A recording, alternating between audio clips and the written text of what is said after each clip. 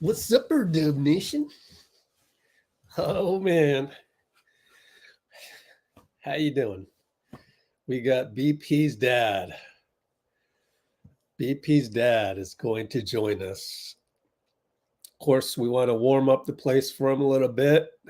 Thank you, guys. Great to have everybody here. Yeah, I know. I just realized today that I'm always doing some Warrior stuff, whether it's just keeping up on the news. So why don't we do that while we warm up the place a little bit, and we'll come back to these topics. But first of all, congratulations, Lester Quinones. He's going to be converted into a regular contract. What's up, Decky? So let's go look at Twitter, and you'll see this if we just go to Woj.espn or Woj ESPN. Congratulations, Lester Quinones. Here's the article. I wonder if there's anything interesting in the article that's beyond the tweet, but congrats to Lester Quinones for the impending two-way contract conversion. I would guess that it happens on Thursday. Why, pay extra for that? Warriors are obligated per league rules to add a 14th regular NBA contract by Thursday. I actually got in touch with Lester's trainer, and I asked him to hop on board the chat as well. So we'll see. There's I would say, I don't know, 33% chance we'll get Lester's trainer on later tonight. Why?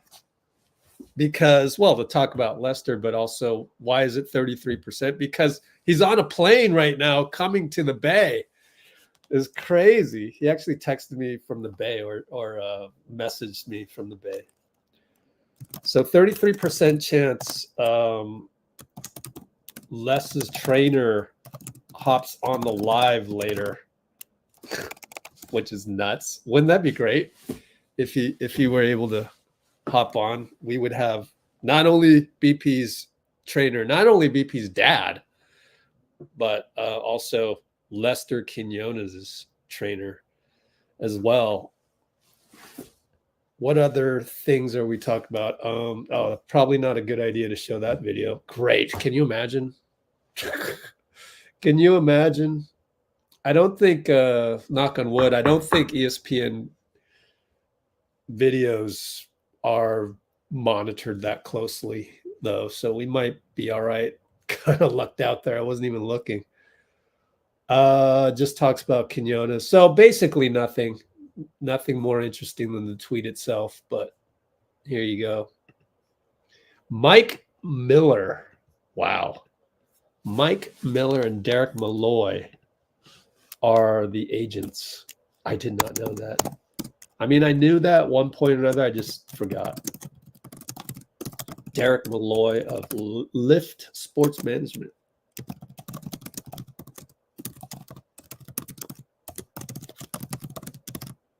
Are his agents. Okay. By the way, the other thing I wanted to note was NBA.com Warrior schedule. Can you believe we have 6 games in the next 9 nights? 6 games in 9 nights. Oh my gosh. 2 back-to-backs coming up real soon. But you know what that means? That just means we'll have more youngsters playing, I think. And then secondly, was it not the perfect time for Steve to have Klay come off the bench like that? Like, you got 2 back-to-backs in the next 9 days. Perfect timing. Like, I know other people were questioning that. I think that's another, you got to tip your hat one more time to Steve. So Warriors have 6 games in the next 9 nights. I didn't even realize that until like a couple hours ago. I knew that obviously we have 29 more games to go with 53 games played, but had no idea the next 6 games would be in 9 nights. So anyways, that was brilliant of Steve Kerr to have Klay come off the bench before All-Star break. And especially with 6 and 9 coming up. All right, time to look at the comments real quick because I've pretty much said what I've said. All right. Thanks, everybody, saying hello to everybody. And so far, I've talked to John Podziemski, Brandon's dad, 2 or 3 times today just to set up this live stream. So I'm fairly confident it will not be a no-show, for example. Like, we're good, right? Amon Tekel, that's a new name. Good to be on here, man. Good to have you. Arbel's in the house. So is Pinky. And I was joking around. I said, Arbel, you better come up with some good questions. But actually, I want to thank Arbel because he kind of reminded me to ask BP's dad to come on board. And so thank you, Arbel, for the reminder. The last live stream is when I think you mentioned it. Clocksgz YT, welcome. Good to have new names on here. Cody, welcome. Lester has been amazing. I love the physicality part of his game. And wouldn't it be great if we got Quinones' trainer on as well? We could ask him about that, even though I would think Lester has had that physical part of his game for a while now. And it's sounding like he went on the podium, I think it was, recently, and was talking about Anfernee Hardaway, his coach at Memphis University, and just basically how Hardaway preached defense to the Memphis University basketball team. So credit Anfernee Hardaway with an emphasis on defense. And, you can't play defense. If you have an emphasis on defense, you can't play defense without physicality. At some point, if you're a good defensive program, you are going to have physicality involved. Hello, Bendu. Okay, cool. Glad to have you. So we're just going to wait 7 more minutes. Who knows if it's generally that or not? We'll see. Whatever happens, we are happy to just have them say yes, first of all.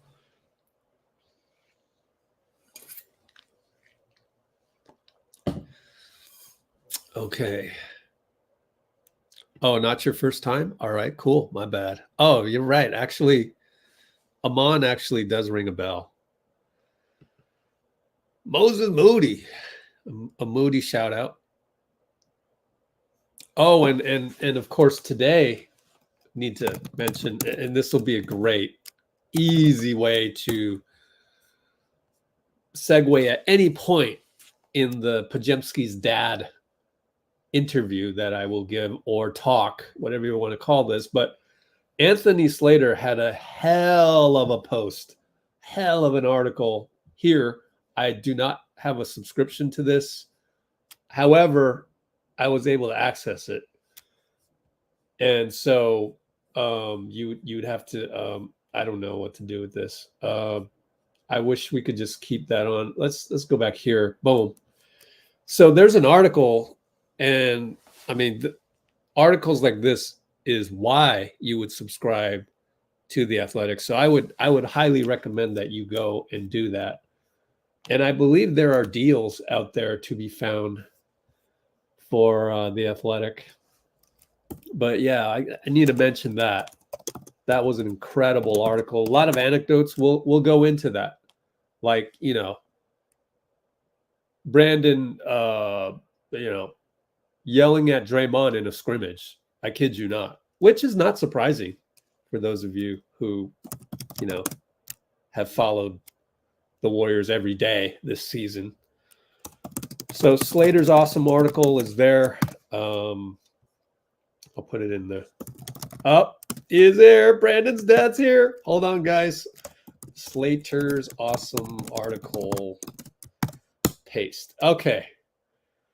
Ladies and gentlemen, John Podziemski. Hey, how's everybody doing tonight? Oh, what an honor. What the honor's mine. I appreciate it. And just like your son, you showed up early. Like you got to the gym early, or you're here on the live stream early. Thank you so much. Absolutely. It's the only way we know. I know, right? Yeah. So here's what we're going to do. I'm going to ask a few questions about Brandon that I've always wanted to know. It's not a lot. And then I'll leave it up to the audience to go ahead, comment, everybody. Just go ahead with questions, and we might do that. And if there's any time left, I got to ask, have you read the Anthony Slater article on Brandon this morning? Absolutely. In fact, I even, when I saw it come out on Twitter, I hurry up and commented on it that, you know, if people were really seeing it, or if you haven't, really go out there and look at it, because it was a great read. I think more into seeing about behind the scenes when they were looking at him. And I think that's a good thing, simply because we kind of knew some of the stuff, meaning the family itself. We knew what's like, what teams were coming to his games already, right? You know, but to just get what they're saying, you know, no one came up to us and going to tell us, you know, what they're really feeling about our son. But, you know, that was good. And cool. So there were little stories in there that helped you out to understand. Absolutely. And I think the biggest one, though, more or less, so it's a good view for viewers that don't know. For ourselves as a family, which we didn't know, was which we never ask, because we know how stuff is in the locker room. They keep as a family to themselves. So like the stuff that I heard you guys, like, you know, talking about with Draymond, it's not surprising to us that, because he wants to win so bad at stuff. So we were kind of laughing, you know, when you're reading that, but we never ask him, like, you know, situations where we would say to him, like, so what happened today in the locker room, or that's like none of our business of stuff, you know? So that was kind of just, it's funny to see, because a lot of us were going, that's so Brandon. Right. And what I love about it is that we're getting to know Brandon so well, even from a distance, you know, and to us, that wasn't a surprise either. And it's just great. Like, we love it. We actually had one of our, I guess we'll call reporters. Okay. I met him through the chat. And he lives in Chicago, took a bus to Indianapolis this weekend. I got him credentialed and everything. He was right there with Brandon at the table. And Anthony, his name's Anthony, our reporter, he was like, oh, Brandon was pissed after the Rising Stars game. And again, we're not surprised, but then I don't know how to describe it. It's like a surprise, but it's not a surprise. And I just, you know, my first thing is like, it really is, where does he get that from? Can you talk about maybe, like, I don't know, something in his childhood or whatever? Because I think we all have certain things that are ingrained in us. Like, I'm a son of an engineer. So a lot of what I do is very, like, I like to tell people, like, Lieutenant Commander Data of Star Trek. That's my dad.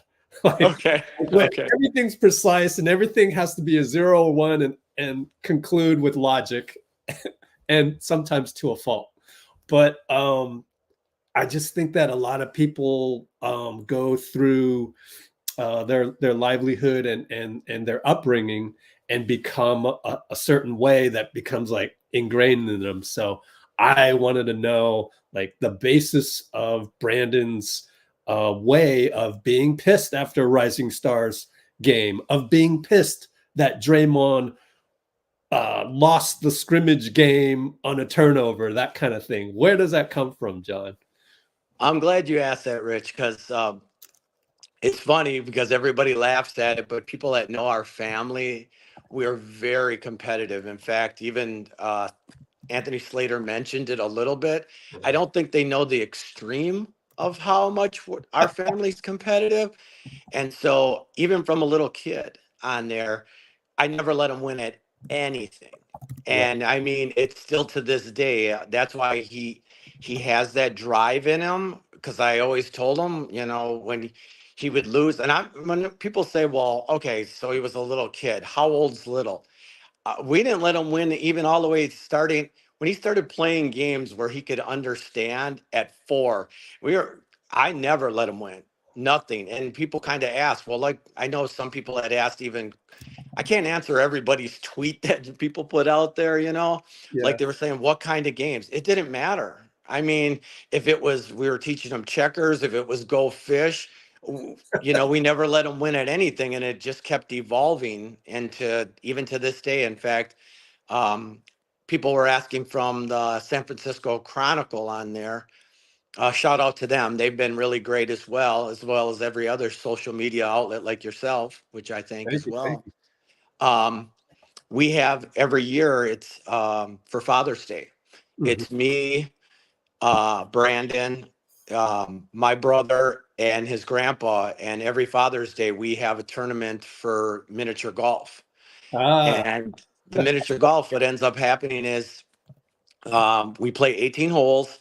Winner of the thing gets to, we all take a picture together. The 3 losers have to not smile while the winner gets to smile.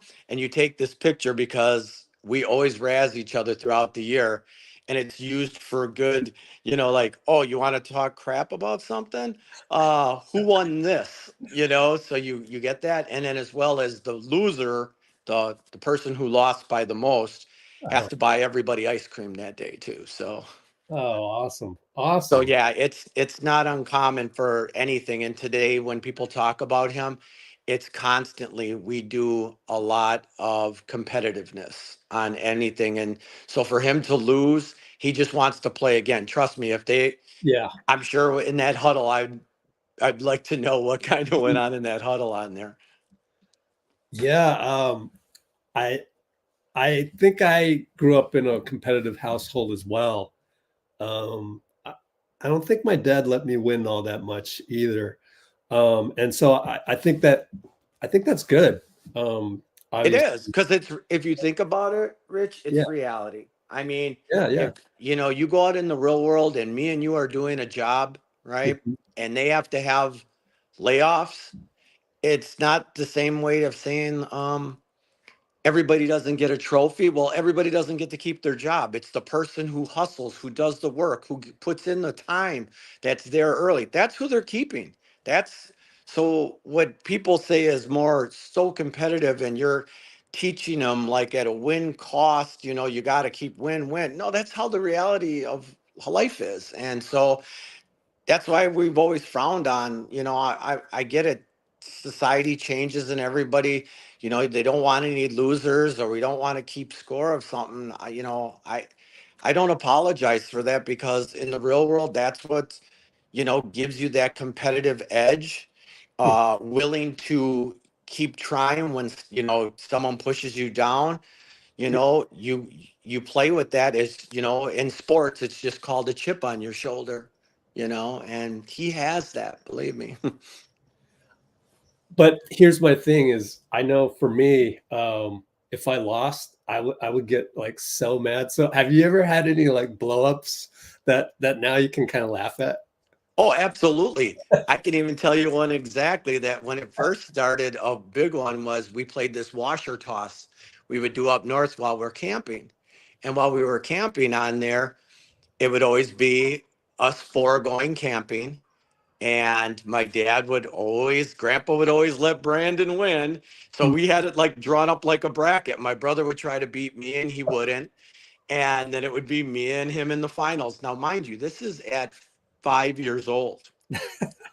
And he's trying to win, and I'd beat him, and he'd go screaming off into the camper, and you'd hear him just yelling, "Why? Why can't I win? What?" And I mean, it would be like maybe tops 20 seconds. And all of a sudden he'd come running back out the door. He goes, "We're gonna play again. We're gonna play again." So I'd be like, "All right, let's play again." And so then my dad would be like, "Okay, I'll take out John," and my brother would throw it for Brandon. Well, guess who's the two in the finals again? It's me and him, and I beat him again. And his grandpa would just be, "Why do you do that?" And I told him, I said, "That's how life really is. You can't, he's got to learn to get back up, and either he's going to love it enough and, compete for what he really loves and fight for it, or not, and every time he's done it, and, it's made him who he is." Siblings. How many siblings does he have? He has one sister, half sister on there. He calls her sister. Her name is Gabriella and stuff. His mom had remarried. Barb married Greg, and they had one child together. And I did not have any more after that. And has she partaken in any of these competitions as well?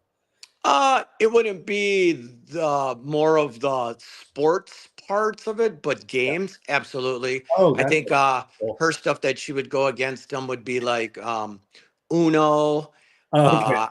Connect Four, and she would be the same way. She wouldn't let him win, but he's a study of the game. I think you see that now even today, and that's why we kind of chuckle. Chris had brought up about it, and where he's saying, Chris Paul would say, "Man, he's a study. He looks," and same with Steph. He does. He tries to see, okay, you might have beat me. I'm going to recalculate how I'm going to come at you this time on it, And so he's always evolving, always learning. And in Slater's article, there was the I forgot what he called it, but basically they all played one-on-one. BP, Chris, and Steph. Yeah. And he won. He won that one. Did you hear about that like minutes after? Or I mean, he just beat two Hall of Famers. I would think he'd want to tell somebody. Absolutely.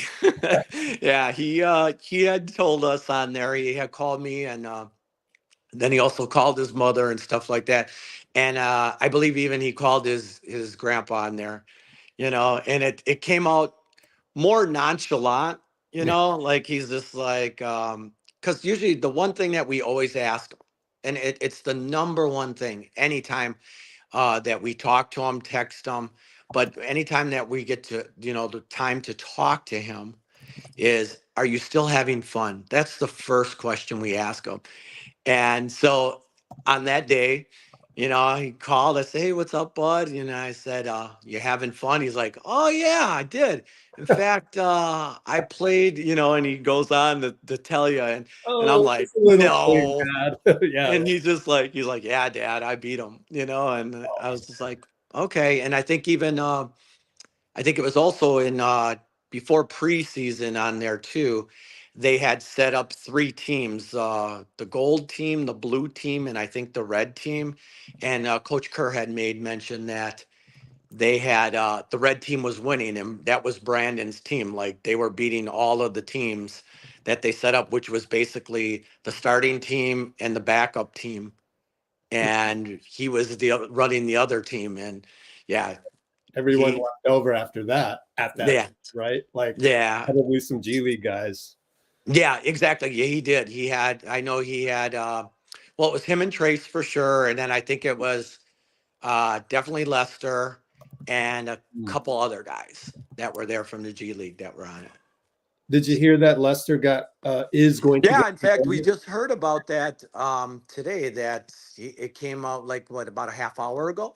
Yeah. Yeah, and that's good for him.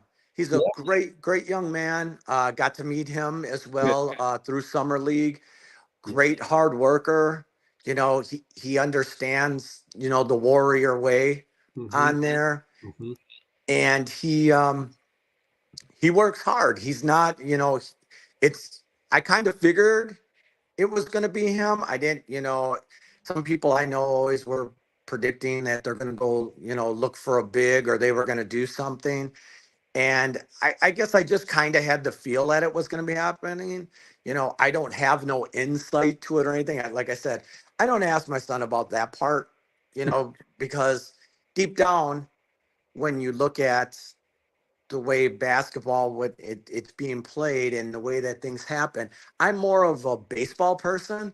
We have no basketball background whatsoever. I wanted him to be a baseball player. So to me, that's not interesting, or is it my business to be asking him what's going on in that part?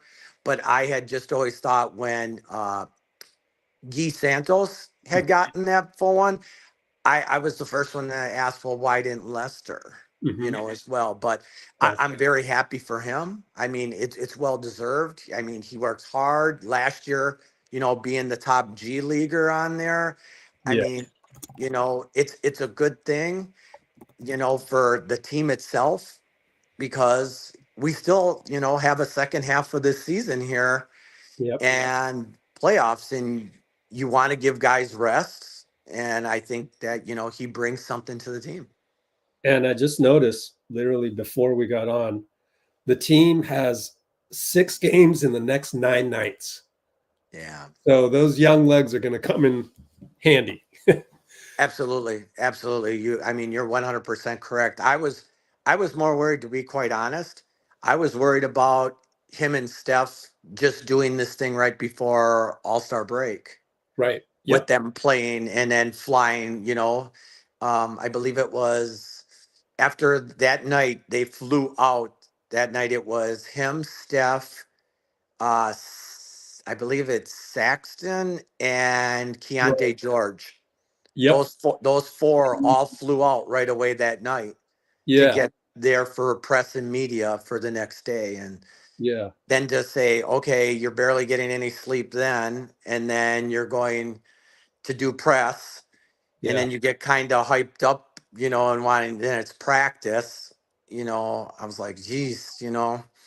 Do you happen to know, did they take, like, I don't know, I'm just throwing this out there, like Lacob's private jet at all, or? No, I don't think so on there. I mean, that's a good question that maybe somebody should have asked them and stuff.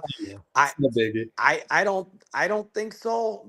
But then again, I mean, they had their tickets and everything for them, you know, ahead of time. So I wouldn't put it past, but I just don't see Mr. Lakem saying, yeah, and we'll fly the Utah guys out here too. Yeah, I just don't see that, you know, but who's to say, you know? Okay, we got some questions right now.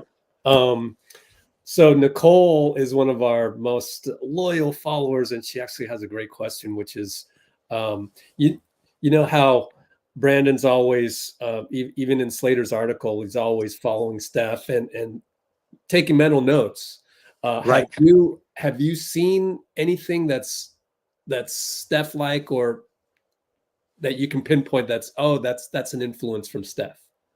Okay, Nicole, this is what I'll tell you. Awesome. I've seen not only his warm-up rituals that you see with them together on there, but as well as how they kind of keep their lockers. They're next to each other. They kind of look the same on there. That's what I see. That's what I have seen on there. Okay. You know, but anything else? He's got a personality like Steph. I think one of the big things that everybody always has commented about it, like when we had Warriors family night, is that he has an old soul. Like he seems more older than his age really is, being the youngest guy at only 20, you know, on the team. Yeah. But he relates to that. Well, he's always been like that. Like always. Yep. You know, so I that part I don't see his game wise. He's always been willing to shoot the ball, pre-Steph on there. But that's probably the best that I would say is noticing like his locker. Yeah, and I'm trying to think back because before COVID, we used to have access to the locker room. Okay. So nowadays they only let the ESPNs of the world, the Slaters, right into the locker room. So there's not really a whole lot to gather from it. But I just remember Steph's locker from before. I mean, it's pretty tidy, number one, but tons of Under Armour shoes. Yes. So I recall that. So can you tell us a little bit more about that? When you say that, is it the tidiness? And oh, by the way, is it also tons of Under Armour shoes or Curry brand? His tidiness still comes from being at military high school. Mm-hmm. So that is carried on. But what I mean by like their lockers are the same. Mm-hmm. It kind of is like either the jerseys are on the same side and or the shoes are stacked up. I mean, don't get me wrong. Yeah, there is tons of Under Armour ones, but then you go over by Chris Paul. I believe Chris Paul is under Jordan. Yeah. Jordan brand. So there's tons of Jordans. I mean, it's like, I would call it like the back of a Foot Locker, the store. There's plenty of shoes everywhere, Yeah. Oh, that's awesome. Couple things you mentioned there. First of all, back to the old soul. I think it would be more remarkable to fans that he does kind of have this air of being a lot more older and mature than he is. Except that we've got the definition of the old soul, Moses Moody. Literally, Moses, don't let Moses kid you. He's a good young man too. I've had time to sit and talk with him in the locker room and stuff, especially all during preseason. Yeah. Great young man. In fact, he had a lot of tournaments that came up here, and I remember when Brandon was playing up in AAU that he played up against Moses. Oh, really? Yeah.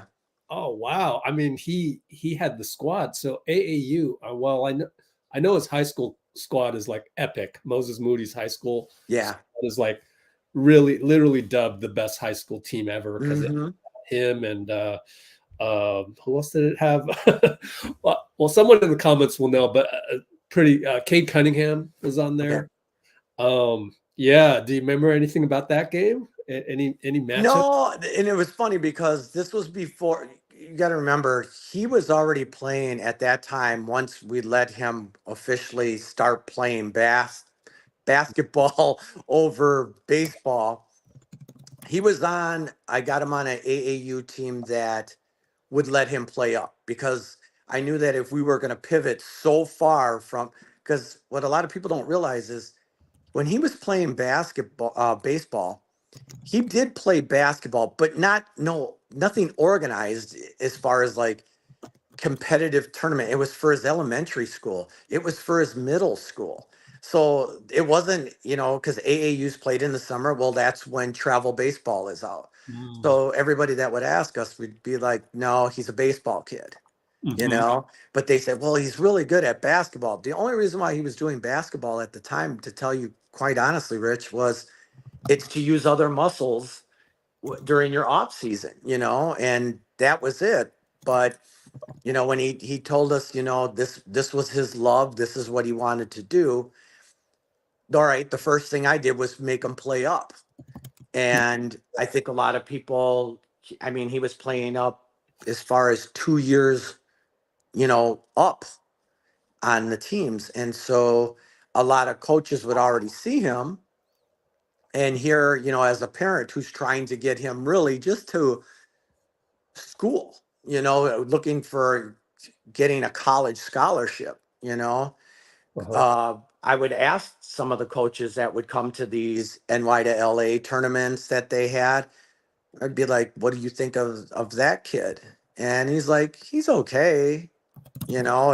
Nothing to write home about, he's just, he seems like he's okay. And then when I tell him, well, he's 2 years younger than everybody on the team. And they're like, what? Yeah. Whoa, how do you know this?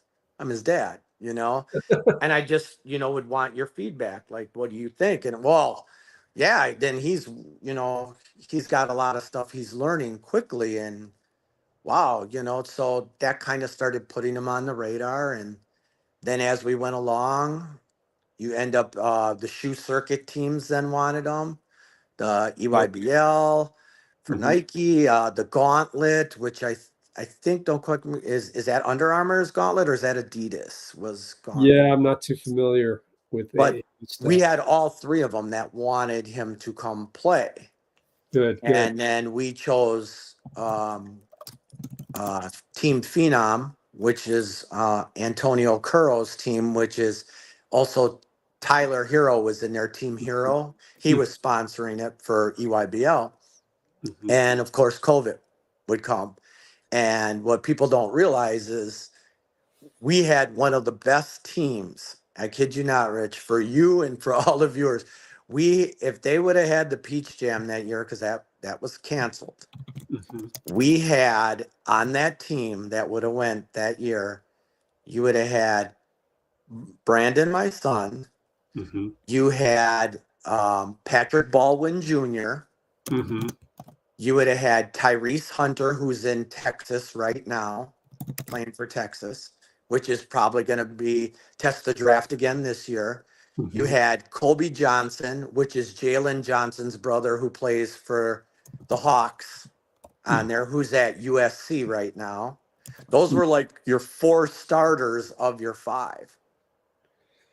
These are all Milwaukee guys, right? Yes.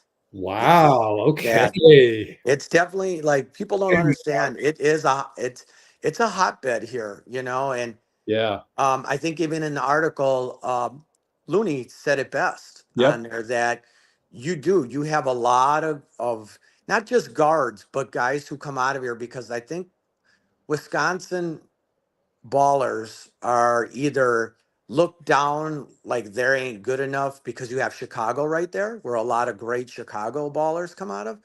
And I think Wisconsin sometimes gets a rap of they're more of a football NFL type guy, not NBA guys come out of, Wisconsin, because, like the Watts, just to give you the JJ Watts, all his brothers, and there's many of football players that come out of the state of Wisconsin.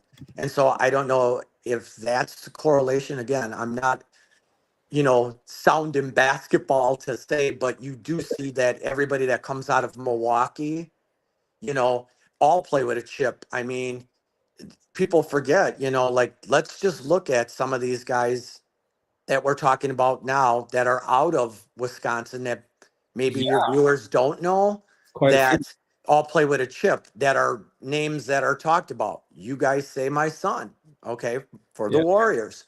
Tyrese Haliburton, a Wisconsin guy that's for the Indiana Pacers. Jalen Johnson, who plays for the Hawks. It's like there's guys, that are there, and there's, Jordan Poole that you had, that's for Washington, they're around. Looney, there's a list that just come out that somebody was just talking about on Twitter the other day of, wow, there are so many guys, that they just play with that chip, and they're just waiting for their opportunity. And then I got to follow up on the baseball one. Is it true that Brandon was not challenged by the sport of baseball, and that's one of the reasons why he picked basketball? True. Very true, Rich. In fact, the sad part about it is the day he told me, it broke my heart. Yeah. Let's get into that. How did he break the news to you? How old was he and all that? That would have been age 13. So it was the summer of 8th grade, and we were coming back from a baseball tournament, and he was in the back seat, and we're driving, and he says to me, "Dad, I got something to tell you." Wow. And I'm like, "Yeah, what's up, bud?" And we had lost, and this was a big tournament. We were actually down in, I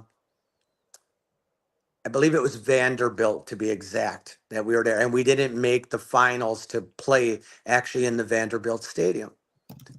And he says, I want to tell you something. He's like, I don't want to play baseball no more. And I said, you're just saying that because we lost and stuff. He's like, no, I don't love it anymore. Huh. Yeah, it's boring and it's too easy. And I said, it's too easy. He's like, yeah. And I was like, what are you talking about? I said, that's a gift. When somebody can say that it's easy.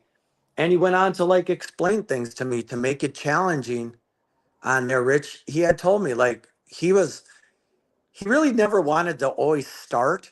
He wanted to be the guy to come in and close all the time.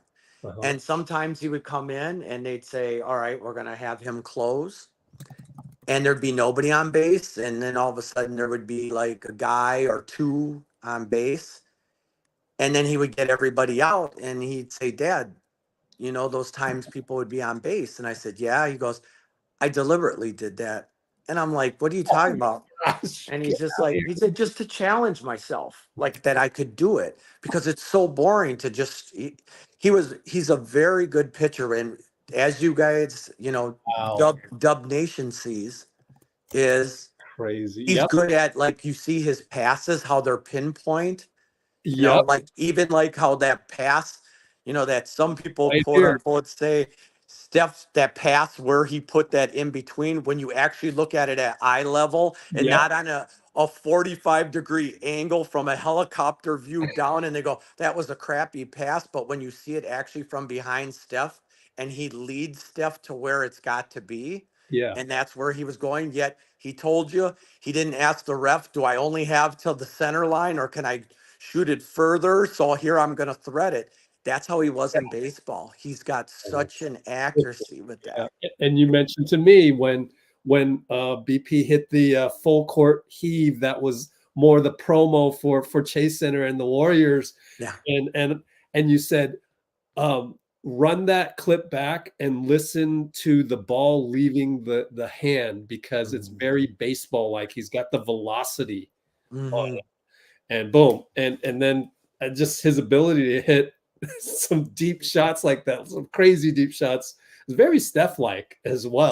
That part, okay. If we had to say what else he probably had, it's the full court shot. He was always doing like half court ones himself, so I can't give like Steph the rub off that, but the full court ones, when Brandon started seeing Steph do full ones, he was like, okay, I can do this, you know, right? And it does help being a you know, and pitcher. I've been there where he's done them more than once. He's done them even to like get himself more involved on. He's done it in both corners.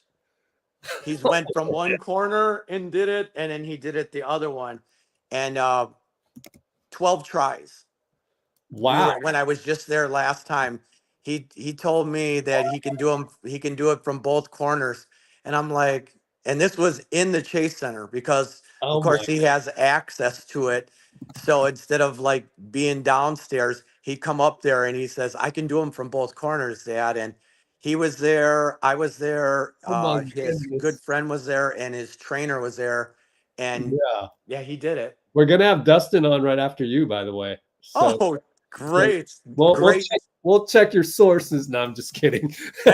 Hey, you asked Dustin though. Yeah. Who hit a half court shot in 2 tries? Yours truly, who don't even play basketball. Of course, nobody filmed me when I did it, but he'll be honest. He'll tell you I did it on there. In fact, even Brandon said, "Oh, I was just like, yeah, I kind of lined up the way it was going to go and I did it." And then I was like, done. Mic drop, no more. Nice. So I see where he gets that from. Okay. Cool. No. Because I'll tell you, we can't play horse, me and him, because to make it challenging, I thought, so I would have a chance against him. Because I mean, I can make some little shots, okay, or angles or whatever. But I said, let's make this challenging so it works to my favor.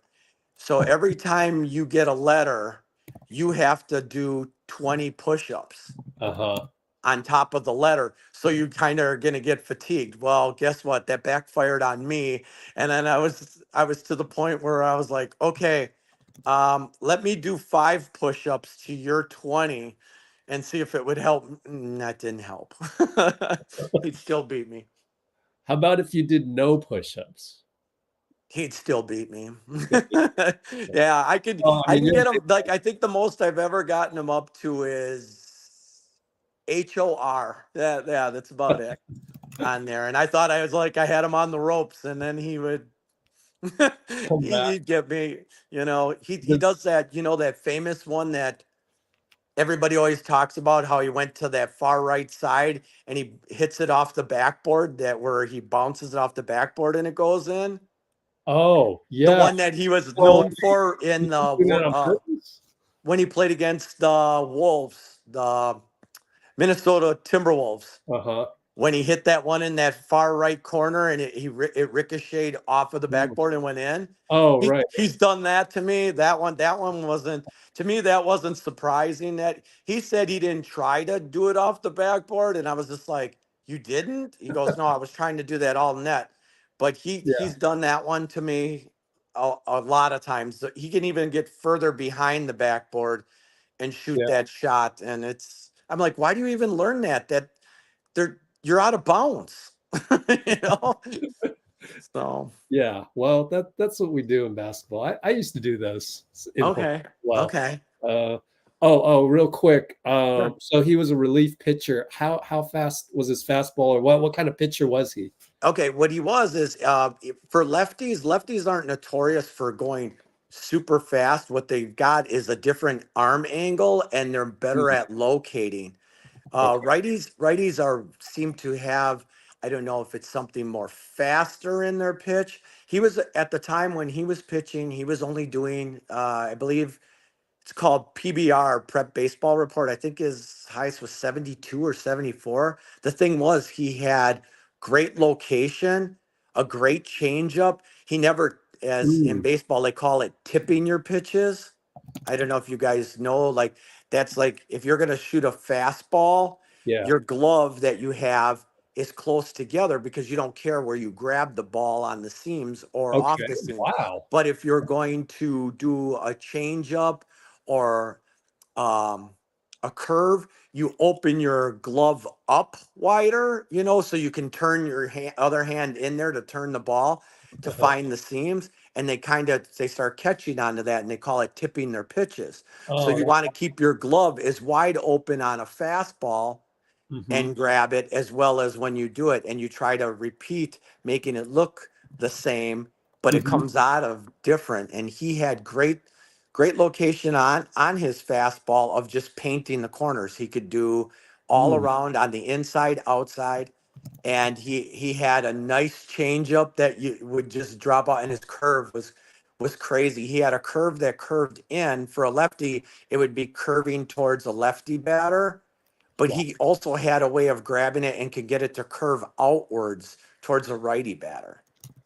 Awesome. I've got to do my best to try and get BP as a guest on a Giants broadcast or something. I'll contact my PR people, because that's pretty amazing stuff. Yeah, people would always ask, like, his pitching coaches, how are you doing that? And he's like, I don't know, I'm just grabbing it like right here, and the way I throw it, and it goes. Like, he just had ways of doing it. And the thing I think that when you ask about it, Rich, that I'm past it to a point now where, like, I'm at peace with where my son is an NBA player. Right, right, right. But he lived my dream when he got to Um, throw out the first pitch for the oh, Giants on yeah. there. I mean, for not throwing out a pitch or throwing off a mound in 3 years, and he blows 86 miles an hour I know. uh, Oh, on the inside corner of a lefty, where that's where you're supposed to put it, like right in the upper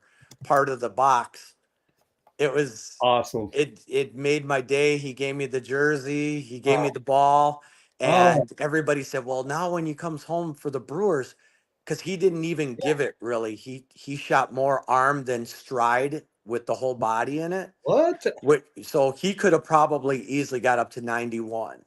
Oh But my I was like, I'm done. Like, I'm at peace. He did everything like I wanted to see, to be on a major league field in front of a major league crowd and be in a major league jersey. And so for me, like, people ask, well, is he going to come home and shoot it at the Brewers and see if he can do even faster? And I'm like, he don't need to. Like, I've lived my dream. He's made my dream come true, for me. Yeah. So Right. I don't need to see anymore. Now it's his dream.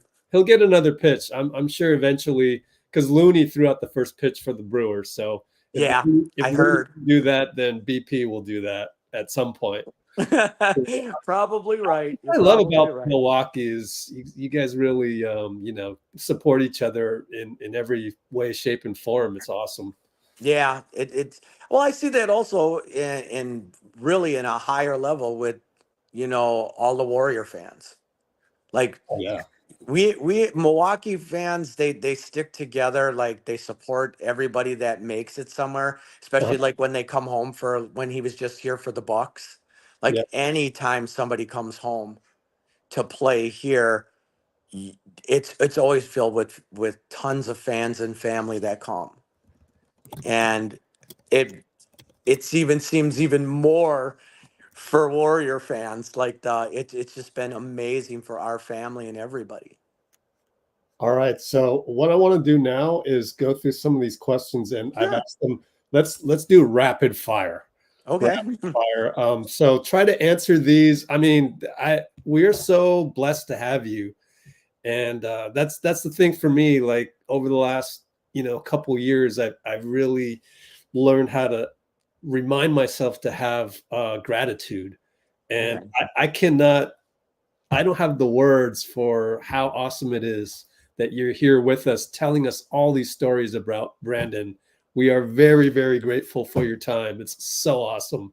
I appreciate it, Rich. In fact, I'm sorry I couldn't get to you sooner. I know we had talked a couple of times and it just didn't work out. But yeah, now we have like. Oh, isn't that crazy? Oh, lost the right. I was going to say. So let's go with rapid fire. Let's answer these. Let's not really expand on these. Just go as quickly as you can so we can get through them. You ready, John? Okay. Your microphone. No worries, guys. We'll figure it out. Must have accidentally pressed the button. Say something, John. All right. Hit the mute button. I'm sorry. Go ahead. No problem. All right. Let's go with 30 seconds or less or something. Okay. We have questions. Let's go Nicole again. Nicole deserves to ask as many questions as she wants. She's like our most loyal, one of our most loyal. Okay. How did BP tell you? Oh, we went through that. Oh, tell you wanted to play in the NBA. That's a little different than basketball versus baseball. How about playing in the NBA? What was that like? I guess that's a story. You can go long if you want on that one. It's really quite simple. You hear a lot of people that put together like future boards because they always say instead of just saying it or thinking it in your mind, you kind of have a board. Yeah. And in fact, he has one even right now in his place for the Warriors on there. Now, is it something you kind of encourage, or did he come up with that by himself, or how does that come I think we both, it's like a horse apiece, I think, because it was like I felt that when he would tell me what he wanted to do, I wrote it down for him so he could see it. And I think it's always just been that way. But how old was he when he did that for the NBA, saying he wanted to make the NBA? Oh, that one I think would be right about going into 12th grade. Like, he saw. Wow. Okay. Yeah, because he had other stuff before that he wrote, and he's like, we always use the phrase, like, when I always told him, whatever you dream, why not you? And I remember the first time when, okay, now we're going to let him play basketball, right? So it was 8th grade, and he played I had him sign up for 3 leagues. So at this point, he's playing for his middle school. He's playing on an AAU team up. and he's doing religion class, and he's playing for the religion class team. And they have a thing called the Padre Sierra, which they take in the state of Wisconsin, the best 40 Catholic teams, and they play against each other. It was the 59th year, and it's kind of like a March Madness thing that they have. So you have to be invited to this by how good your record is. Well, I wasn't letting my son play all this stuff during this. Well, in 8th grade is the only year you can play this Padre Sierra. And he had said to me, where he was doing more of now, when it came to basketball, he was verbally telling me what was going to happen and what he was going to do. And so he had told, we had gotten the invite. Now, mind you, our church hadn't been asked. Now, this is in 59 years. This was only the fourth time, that he was, their school was asked to play in it. And so the coach had a big party, like literally when we got the invitation, and I didn't understand it. And so we're sitting at the table and we celebrated at a bowling alley. And I didn't understand why we were so excited to be in this tournament. And especially coming from baseball, where we're in tournaments that have 200 to 300 teams, and he's talking about 40. And I'm like, 40, that's it? Like, what is this? And he had said this would be an opportunity where high schools are going to want you to come to their high school, that they'll offer scholarships. I said, for high school? And he's like, yeah, and it's a lot of private ones. And I said, he's not Kobe and he's not Michael Jordan. He's like, he's good. He's good. And that we're invited. So we're talking about this. And Brandon comes over, puts his arm around him. And he's like, what are you talking to coach about, Dad? And I said, he thinks we could win this Padre C. I think I even called it Sienna, like named after the truck instead of, the Sierra, that it's called. And he said, we're going to win it. And he's like, can I go play with the other guys and bowl? And I said, yeah, go ahead. And he took about 2 feet away and he turned around and he looked right at the coach and he just said, hey, coach, do they offer an MVP for that? And he's like, yeah. He goes, I'll win that too. And then the coach just laughed and said, hey, let's just worry about winning. And he walked away. And he's like, your kid, he has this, like confidence, about him where he just thinks he's going to do anything. Well, guess what? Now, mind you, 4 times, this was the 4th time. They've never won the other 3 times ever. Never even got to the finals. Nothing. They win. He's the MVP. Yeah, of course. Yeah. He told me when he was getting high school college offers. And we were getting like from Arizona State. And we're sitting there and he had some really good offers at that time. I think Boise State too. DePaul was in there. So he had a lot of D1s in there. And he kept saying to us, he's going, when are we going to start responding to these people? And he's just like, well, we'll wait a little bit longer. And he goes, because Kentucky's going to. And I said, you heard from Kentucky? And he's like, no. And I go, dude, we didn't even get a letter, like even just a regular, like, hey, you might want to come here as a student, He's like, don't worry, they'll come, they'll come, you watch, they will. And then all of a sudden, nonchalant, he just said, me and his mother, he got us like on a Zoom and just said, hey, Coach Cal wants to know if this week, Tuesday, will work for a Zoom meeting. And I said, Coach Cal, who? And he said, from Kentucky, Dad. I said, Coach Cal wants to talk to us. He's like, yeah, I told you they were going to do it. And I'm just like, man, this kid. So it's always why not? We're to the point where it's why not. That's why even like this year, when I think the biggest thing is, when he got to the opportunity to become a Warrior. And Mr. Dunleavy said, I don't have high expectations for him, but I'm sure he's going to prove me wrong. And he's going to try to not be in that G League and he's going to be up there. And we're to the point at that we said, why not? because he's going to make it happen.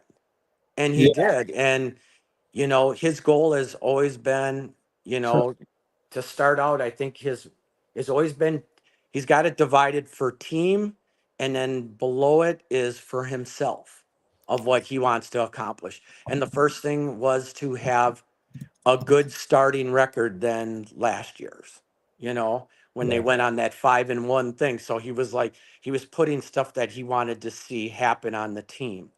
And then his only goals that he had for himself at the time was to not be in the G League and to make it to be, you know, at the All-Star weekend that he wanted for himself. And everything else has been to get to the playoffs, like, and that's like his biggest thing, because that's where he really wants to be. And he has that drive, and it's like, well, why not? You know, you have it. And that's why when you saw like he had made that testament during his press conference, I believe, when he said, well, I like to see myself get, I think our summer league, it might have been, where people laughed at him and said he wants to get a couple of triple doubles. He's creeping on him. He's creeping on that. He's close. And now all of a sudden those people aren't laughing. Like, well, why can't he? Why do you guys, you know, why do people laugh and say, well, if he ain't, why? You know, he's got the determination, you know, like now, you know, he made some comments at the All-Stars that he, you know, he wants to be back there. He wants to be an All-Star. And, you know, people kind of say, you know, well, we'll see, you know. Exactly. I kind of sense from you that there's gosh, just watching your, I mean, he's your son, so of course everybody likes to talk about their family for sure.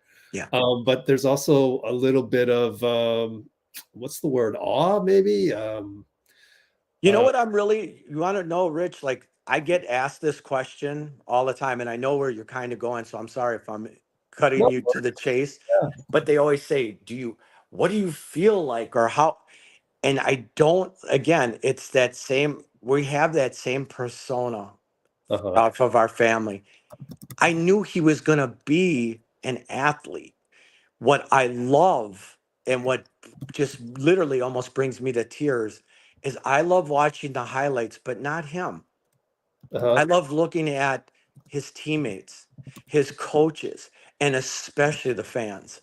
That just, to me, almost brings tears to my eyes, because the joy that they see is stuff that I got to experience it younger with him and see this happen. So I don't want to say like a hard liner, but I go, I expect that of him, you know? So for other people to go like, wow, look at him. Me and his mother and I, you know, especially, like, we expect him to do that. It's to see the other people and the joy it brings to the community, to his organization that he's with. And that's why I made that bold statement when he got picked, you know, that he will run through a wall for this organization. And I think a lot of people kind of laughed, like, what's his dad doing this big promotion thing for him? He got picked. He doesn't have to hype him up anymore. And it's not about hype.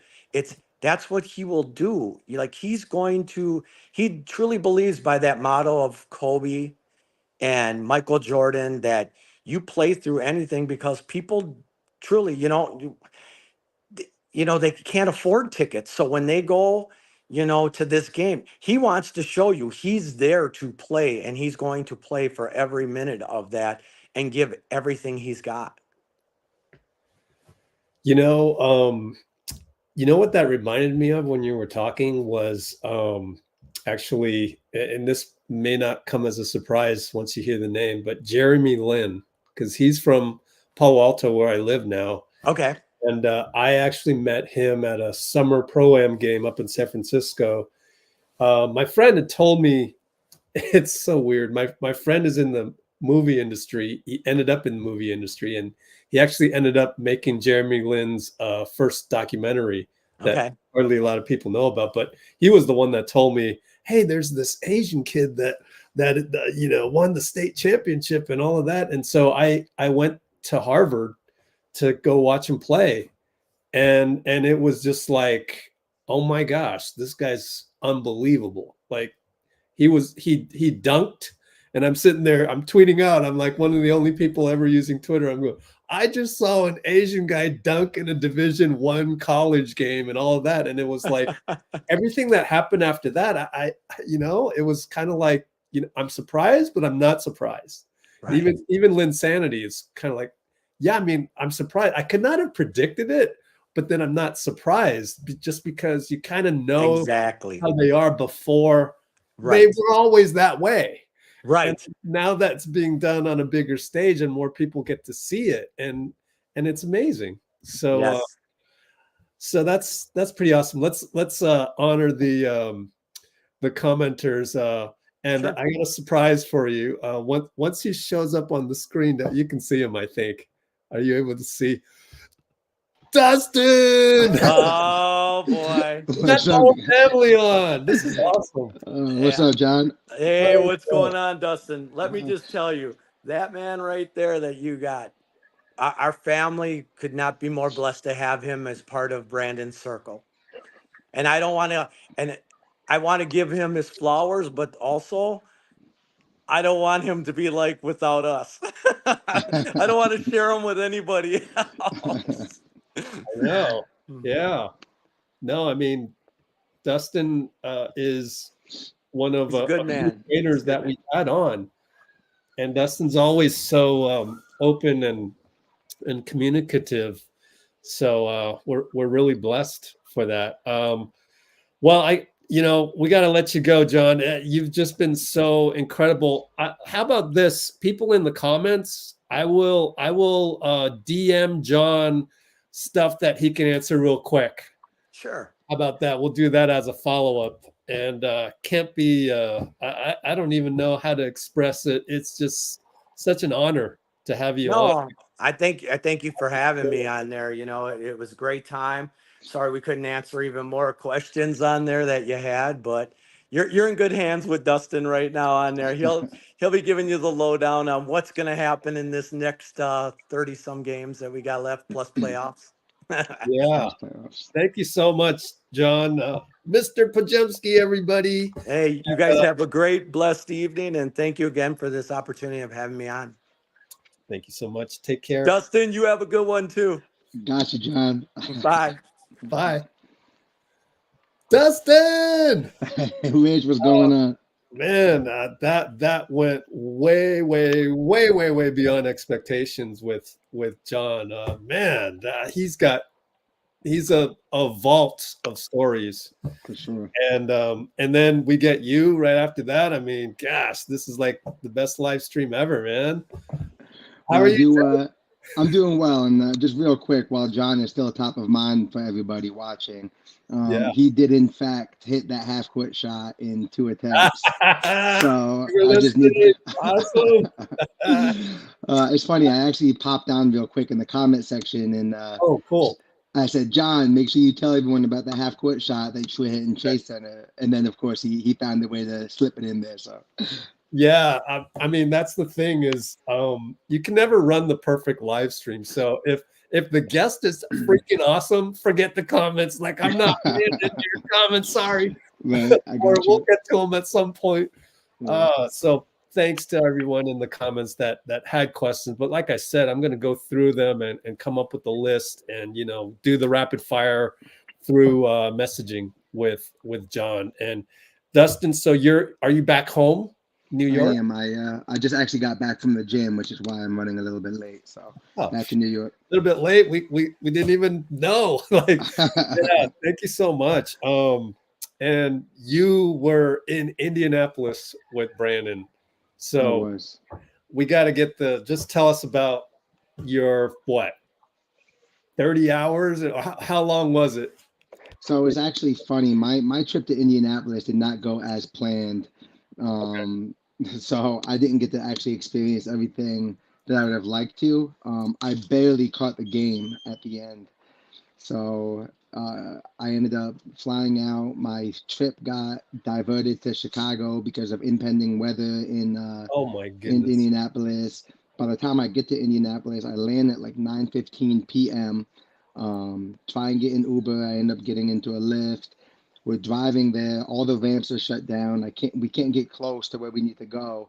We're about 1.5 miles away, and it's like 33 minutes. That's what it said. 33 minutes to go 1.5 miles. So I told the Lyft driver, just let me out, and I got out and I ran. So I just got out and I ran the rest of the way. So Man, you gotta be careful. There's snow and you're running in snow. Yeah, it was rough. It was rough, but I made it. I got to watch most of his game. Was hoping for a win just because I'd be able to watch the second game, but it didn't work out that way. And then we're back on a flight together at 7 a.m. to go to North Dakota. So it was it was crazy. And how was North Dakota? You went to go see one of his old teammates? Yeah, so his best friend Gerald Giddings plays for U Mary. It's a D2 out in Bismarck, North Dakota. So he took the break as an opportunity to go out and see him, catch up, watch him play, put some work in, and do that. So it was good. And then after that, BP went back to the Bay, or no, he went home. He went to Milwaukee. Yep. So he went home. I came back to New York, and I believe he just went back to the Bay today. I believe. So what's the latest and greatest? I guess when we left it, the last time I really talked to you about trainer type stuff was the Clipper game and kind of getting ready to face Harden one-on-one. And we saw that he forced Harden into that air ball, which was like, that's almost the exact same play that he got him on a while back before that. But as far as like, I guess since then, and any strategic type things you've been discussing with him? I know we talked about mid-range jumper type stuff as well. For sure. So, I mean, defensively has been an area that we constantly have been stressing. He is a very strong defender, especially in the team setting. But there are instances where he feels like he struggles as the point of attack defender. So that's something that we're really looking at improving, constantly watching film, talking about different concepts, just trying to establish a little bit more control defensively, and not allowing the offense to dictate so much, which is tough. I mean, defense is reactionary, but there's some things that we can do, and there's some things that he was doing early on this season that he had stopped doing for a small stretch that we got back to doing. And we're pretty happy with where we're at defensively right now.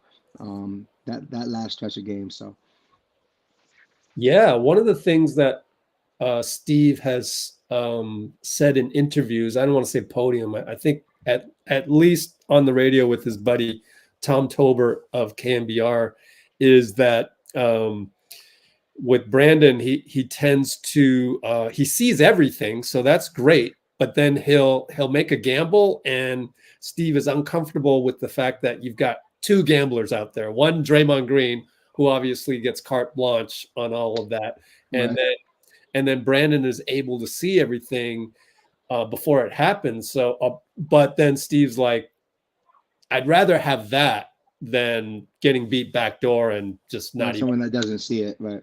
So how does that fit into like what you just said? Like you're working on like point of attack type stuff, and this is obviously other than point of attack because you're helping out. But right. So I believe in the article that came out earlier today in The Athletic. Yeah. Steve had mentioned something about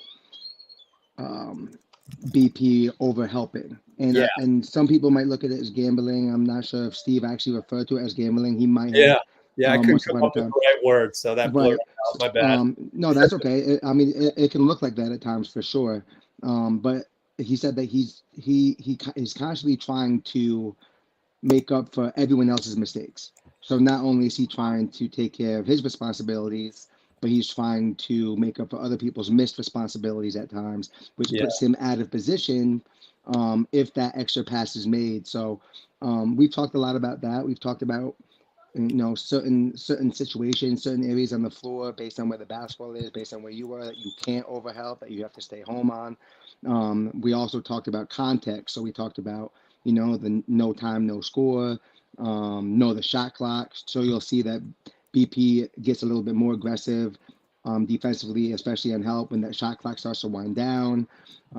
So just kind of picking and choosing those moments that you can take those quote unquote gambles or risks and over help. And then also knowing the situations that you can't, that you have to give up that layup to avoid the three and just little things like that that we're still kind of learning on the fly. What can you say? You must have seen it on the tape. Obviously in the Clipper game, and a lot of fans got on the Warriors for that was the kickouts. I think we even talked about it a little bit, those kickouts, but the game plan was really, I mean, try and stop James and Paul from killing you, and they did. Right. Only problem is Norm Powell stepped up right. as well. But I guess this is more for the fans. Can we be not as worried about that going forward? So one thing I'll say is that, without giving too much information, is that a lot of times, you as a fan, you won't be privy to the game plan. Right. So what you're seeing might seem like, why are they doing that? Why are they giving that up? When in actuality, it's that's the game plan. There's certain scouting reports that says this player and this player shoot sub 32% from three, so we're going to sag off and we're going to give space and overhelp off this guy, and then this person we're blitzing and doubling, especially late in the game, to try and force it out of their hands and force other players to beat us. Like, there's just certain elements that as fans that we're not privy to. Unfortunately, when the game plan is executed, but then the other team executes better, it looks like there's mistakes being made. So I will say that. But outside of that, I know that defense is a huge focus for them and it's improved since Draymond's gotten back. They're in the top 5 defensively, if not top 3. So I think that fans can be a lot less concerned with how the overall team has been performing offensively and defensively. Yeah, we've got actually 6 games in the next 9 nights. So 2 back-to-backs and a game every other day. Other than that, have you talked to BP about, like, do you ever talk to him about, okay, here's this stretch of games coming up and how you deal with that from any other aspect, whether that's strength training type stuff or whatever? I mean, in terms of just making sure he stays ready, we talk a lot about nutrition and what he's putting into his body, trying to maximize rest, even though it's really tough as you constantly travel and have to change time zones and everything else. But just finding and taking advantage of the moments that do come your way to rest. And like I said, just the nutrition is a really important piece, both staying hydrated and getting enough good calories to sustain energy and strength throughout, especially road trips. So that's a big focus point, just in terms of keeping your body ready.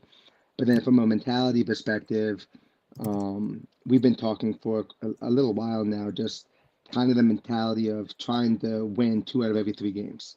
Gotcha. Like, we're just trying to, like, on average, that's kind of what our goal was when we were struggling, and it was like, okay, well, that can still get us to 50 wins. So, like, just that mentality of trying to win 2 out of every 3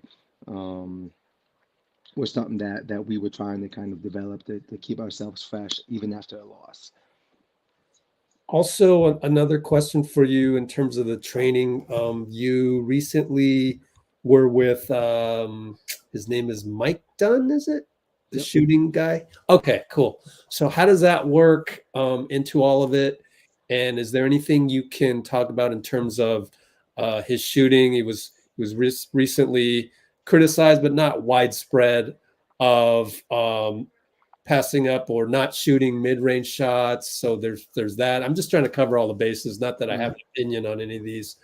And anything else pertaining to his shot. The Slater article was like he's made like something, a really strong number of threes lately, and we've seen it to get him to 38% over the course of the year. So talk about his shot for a little bit. Yeah, I mean, there was a stretch earlier this year that he was actually leading the team in 3-point percentage. He was at about 46% before he went into that little cold streak of like 3 for 25. And he went through a 4 or 5 game stretch of not making any threes. And at that point it becomes a little bit mental too. Like you start second guessing, you start hesitating, you start turning down looks, you start just kind of over analyzing everything, which is why it was so nice to be able to connect with Mike in Philly. Again, like you said, Mike Dunn is his shooting coach, who he's been working with for several years now, through an online subscription. And that was the first time that he was able to actually work with him in person. So that was incredible for both of them as well as myself too, because it's so important to have synergy when there's multiple guys kind of involved, especially on the skill side. And I see B a little bit more than Mike does, so I can reinforce some of the things and the adjustments and things that they were making along the way. So and then you're kind of seeing it. You're seeing some of those adjustments paying off over the last stretch of games where he's back over whatever the percentage is again. So yeah, and when BP hit that mid-range last game, I just remember it vividly because it was like, oh my gosh, Dustin said, right? So what is he doing in the mid-range stuff? And obviously everybody knows the Warriors have pretty much a system where really only Steph and Klay have the green light, the authority to do the mid-range, right? Right. And you also have Chris Paul too. Yeah, go ahead. Yeah, I was gonna say you also have Chris Paul too, who has the ultimate green light for mid-range. I think Wiggins has it a little bit, as well as Kuminga now is kind of establishing that. Yeah, obviously. But yeah, I mean the analytics say shooting 33% from 3 is equivalent to shooting 50% from 2. So they'd rather threes and layups go up, threes and layups. So I get it, but BP. Aside from just this year, like one thing that we've all kind of seen from BP is that he's both team driven as well as personally driven. So he has big goals. Obviously, he wants to help the team win in any way that he can help do that. He's going to do it. But he also has goals for himself, like making the Rising Stars game, making first team all rookie, eventually being an all-star, all of these things. And he knows that, developing a mid-range game is a piece of that. So we started to attack it early, even though that's, more of an off-season type of development that we really are going to attack a little more aggressively. He wants to get a jump start on it because he just wants to achieve everything as soon as possible because that's his personality type. So we've been repping more mid-range in our workouts, and I know he's been doing it on his own. And he's trying not to pass up those opportunities, especially when it's later in the shot clock, to take them. If he's open later in the shot clock and it's a good shot and it's a better shot than forcing at the basket, he's going to take it now. He won't take it early in the shot clock, but later in the shot clock, that shot's going to start going up. And like you said, he's hit a couple of them now. So it's been good to see. All right. I sort of lost my train of thought there, but I wanted to ask you, because never really, now going a little bit, taking a step back, more macro is like, have you learned anything from Brandon that has helped you rather than the other way around as a trainer? So Brandon has helped me realize that not everybody is going to be able to apply things as quickly as he can. So actually, I have to constantly remind myself to take a step back when I'm working with other athletes because things don't click as fast, or I can't just send over a film edit in a notepad and have them be able to fully grasp what I'm trying to get across to them. That we'll have to get on an actual FaceTime call and we'll have to go through it in slow motion and break it down and everything like that. So yeah, I mean, he's just, I think I mentioned it last time, he's the most cerebral player I've ever worked with. Yeah. And it's sometimes I have to remind myself of that when working with other athletes. Man, that is just nuts. That's, yeah. And then some of the stuff that we learned from his dad today.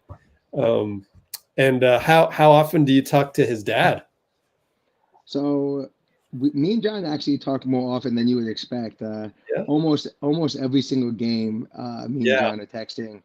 So, awesome. No, it's an incredible, opportunity that I was blessed with. That B, kind of brought me into the family and introduced me to everyone, and it really does. It feels like that. It feels like I'm part of the family, and I appreciate them, for welcoming me like that and for trusting me with their son. And it's been incredible so far. Have you actually visited them in Milwaukee at all? Not yet, but after talking with John the last time I was in San Francisco, he made it very clear that I have to come over and check out his house and the lake that he had built out over there and everything else that there is to offer out that way. So I'll be making that trip this summer for sure.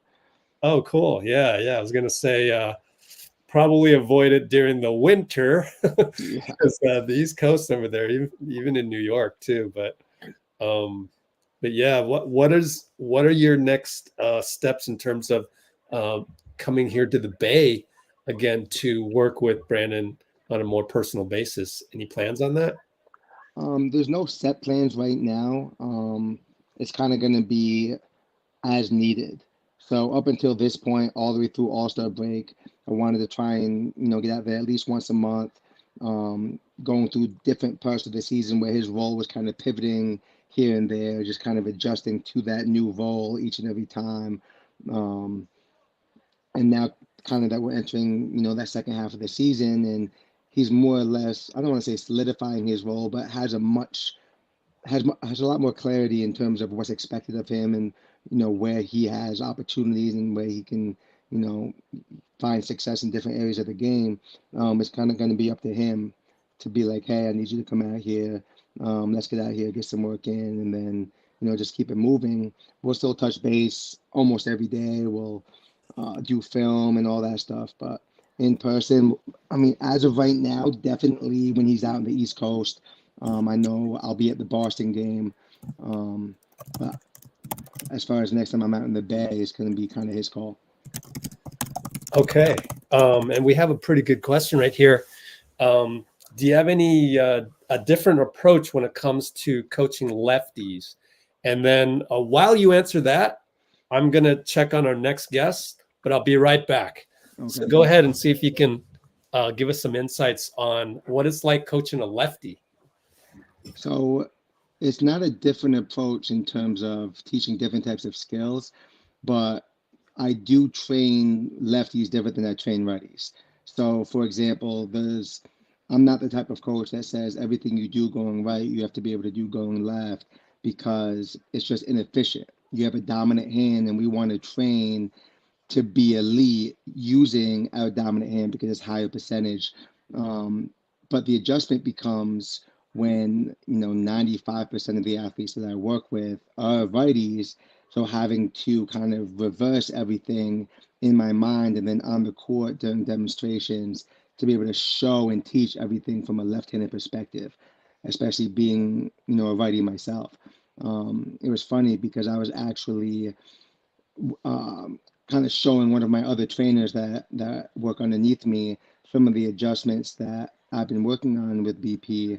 And as I was kind of showing him and demonstrating, I did it as a lefty because I'm picturing in my mind BP doing it. And my trainer, his name was Eric, he stopped me. He was like, yo, that's actually crazy that you just demonstrated that left-handed.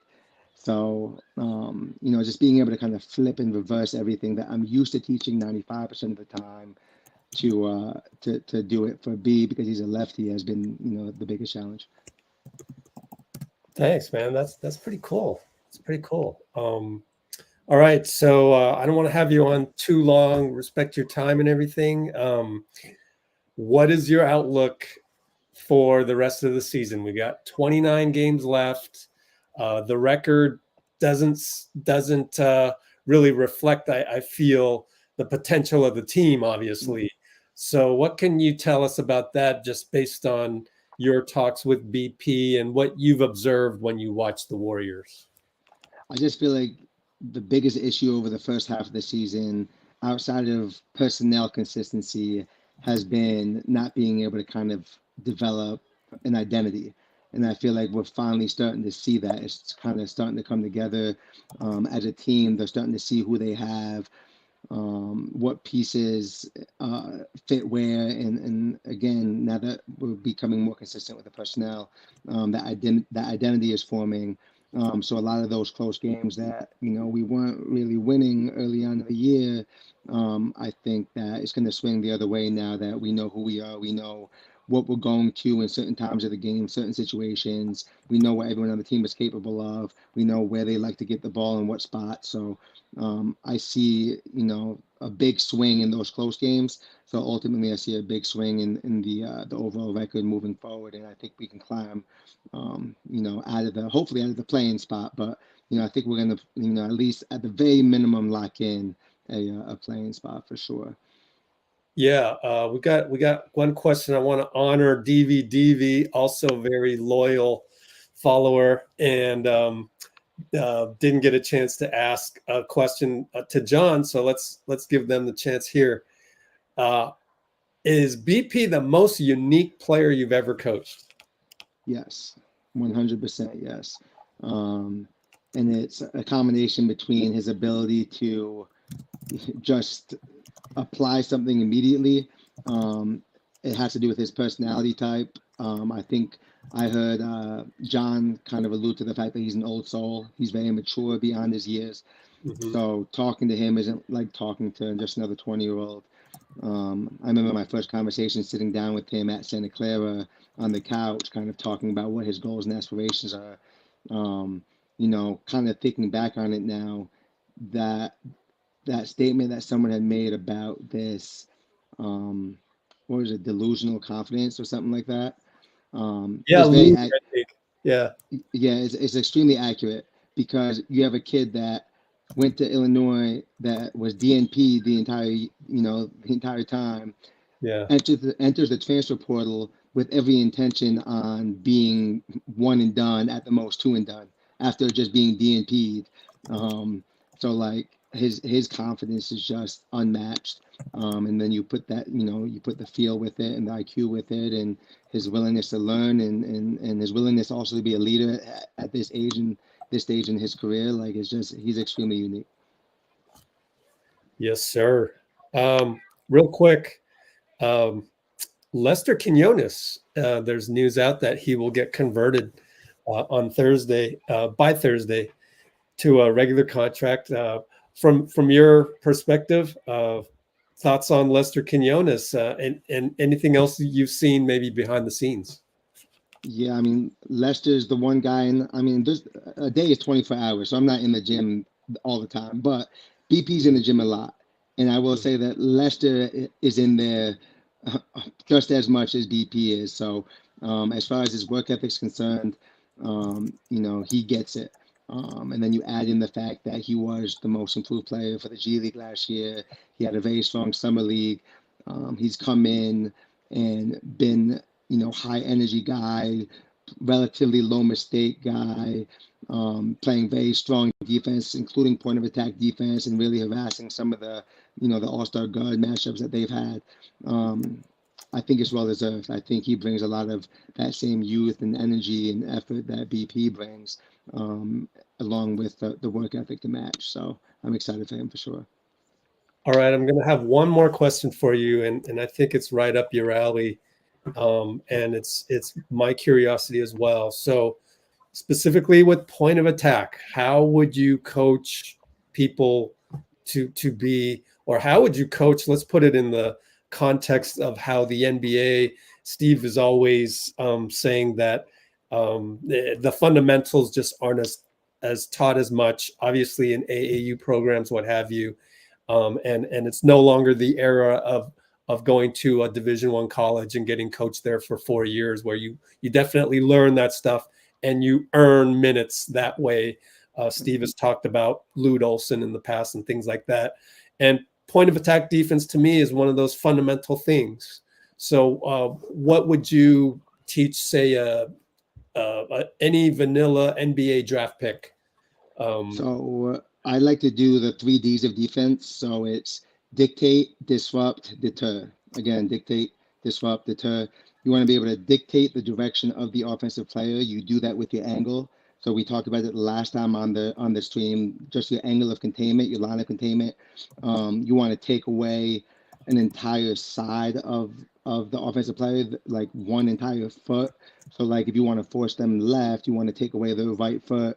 So if they want to go right, they have to go backwards in order to get around you versus giving them an angle to go forward to that direction. So again, you're dictating the direction, you're disrupting that direction. So you're being active, whether it's active with your feet, kind of stunting and jabbing, you're active with your hands, kind of poking and reaching in a little bit, just not really reaching for the ball, but just disrupting the space. And then you're deterring any attempt to go in the opposite direction. So you're funneling them one way, you're dictating them to go left, you're taking away the right foot by being above it, you're being active and engaged with your feet, jabbing with your hands. They're trying to change direction, and you're going to embrace physicality, you're going to chest up, you're going to let them run into you, you're just going to deter them attempting to go in the direction that you don't want them to go in. You're trying to establish some type of control defensively while making them uncomfortable in their space. So the 3Ds of defense are how I teach point of attack. Oh, that's awesome stuff. I wish I'd known that, even though in high school, I was dedicated to defense. So I think 4Ds, desire. Gotta have the desire the first time around. But yeah, thanks, man. Thanks so much for taking time out of your busy day. You're in New York, so it's family day. So taking time out of your family day. So I really appreciate that. We all appreciate that. And again, hit me up next time you're in the Bay. Absolutely. We'll grab another coffee for sure. Man. Appreciate you, Rich, and appreciate everyone that's kind of tuned in and supporting the Warriors along the way, especially BP. He sees it. He might not respond to everybody, but he appreciates the love for sure. So thank you, guys. Yes. And thank you so much for being part of that whole journey. It's been amazing, and it's only going to get more and more amazing. Yes, sir. Appreciate you, man. Safe travels wherever you're going. Appreciate it. Have a good night. You too. Coach DJV. Let's put the thing you got to follow him, Coach DJV, right there.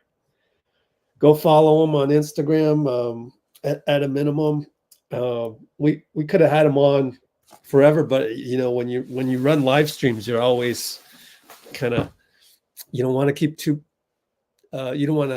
keep them away for too long and things like that. You want to be respectful of everybody's time. And that's why when Brandon's dad, John, goes long like that, it's just like such a blessing. I don't even know if you guys are aware of just how lucky we are to have someone so enthusiastic about talking about his son, but about anything is just something to be grateful for.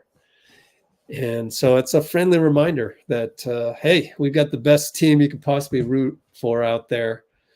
And it was just amazing. And we can't do it without you guys as well. I look up there and looking at the concurrent numbers and stuff. And we had 100 when John was on, and consistently like 75, 80, which is basically 2 or 3 times more than we usually have. And so that says a lot. And just keep coming back and do what we do, which is to always remind ourselves why we root for this team. It's just so awesome. And on that note, we were scheduled to have Sean Grice, who is always making himself available to come on. And but something's come up for him, and Sean is Magic Man. That's his handle on Lakers Fast Break. We do play the Lakers this Thursday. So if we look at the schedule, not Warriors.com, NBA.com Warriors schedule. Again, 6 games in the next 9 nights. Oh boy. But yeah, Thursday is the Lakers will be here. I will do the play-by-play. I guess it's a altcast is what TNT called Draymond in terms of what Draymond did with the alt cast on TNT. That's what we are. Manning cast is an alt cast. I don't know though. Is that the actual name? Should I hashtag altcast in the title next time on Thursday? Does that help, or what was TNT thinking? I don't know. Let me know what you think on that. I don't know what to do next one. And any little bit of marketing tips would be great. All right, let's see. Don't know if Dean ever got back to me. Dean Chambers. I texted him. I go, people on the chat are wondering where you are, but he's probably working. I never heard back from him. Also, shout out to Anthony for going to Indianapolis and being on tonight's chat.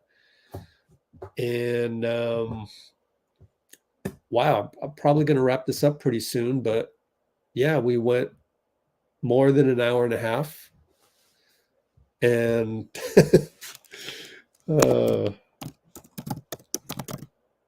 no idea what all cast is. I know. That's what I thought.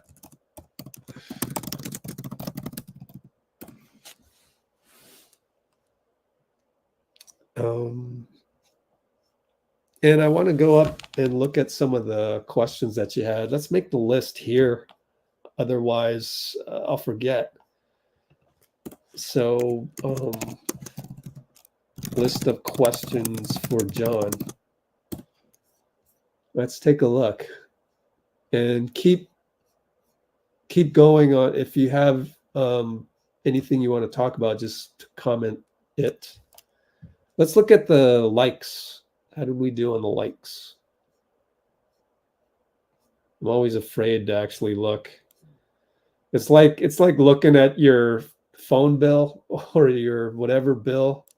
I actually haven't looked at my phone bill, and I already know there's something wrong because I keep getting charged $100 by AT&T for internet, and I specifically asked to get the lower tier of megabits per second on the AT&T fiber. And there was a guy that came here, and I told him that, and I texted him that after, and yet here I am overpaying for my internet, and I've got to go look at that bill. You know, it's kind of like, I don't want to be pissy, but I just know opening this bill and looking at the detail of why I'm getting charged so much is going to tick me off. So it's like a to-do that I'm going to do pretty much within the next couple hours after I get off of this live. So don't you hate it when you know you're going to go do something that has a negative energy with it attached to it? Oh, well, 48 likes only. Let's see, 77 concurrents. That's not even close to the 100 that we had. So can we please get 30 more likes? Now. Tap it. Click it.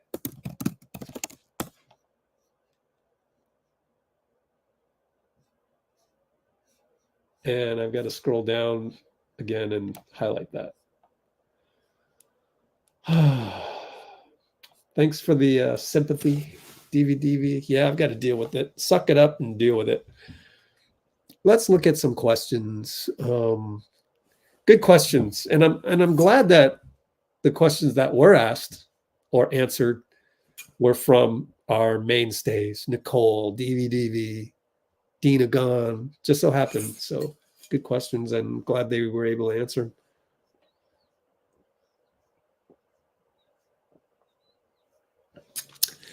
Now scrolling through. It was a while ago, so Gustavo's in the house. Thanks. I mean, couldn't you? I can just envision myself talking to John Podziemski for like 2 hours. That's what we got to do. We should do an event next All-Star weekend. John Podziemski, the Brandon Files. How about this? Let me throw this in the comments.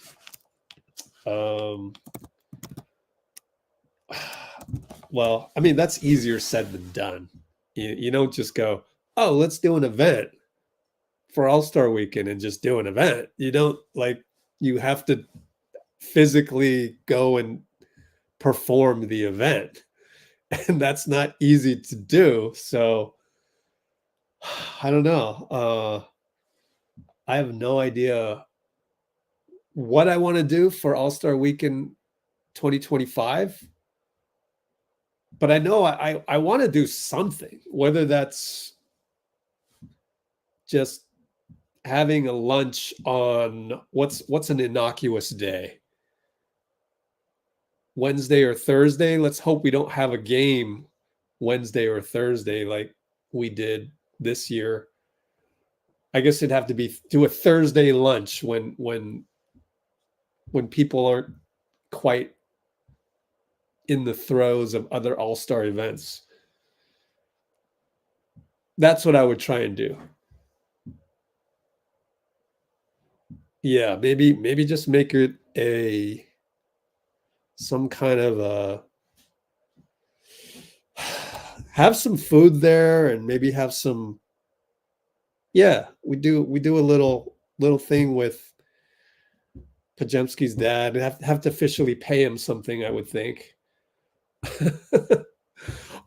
But yeah, we could just go through the gamut of questions for him. Do it on a Thursday, All-Star Weekend, San Francisco.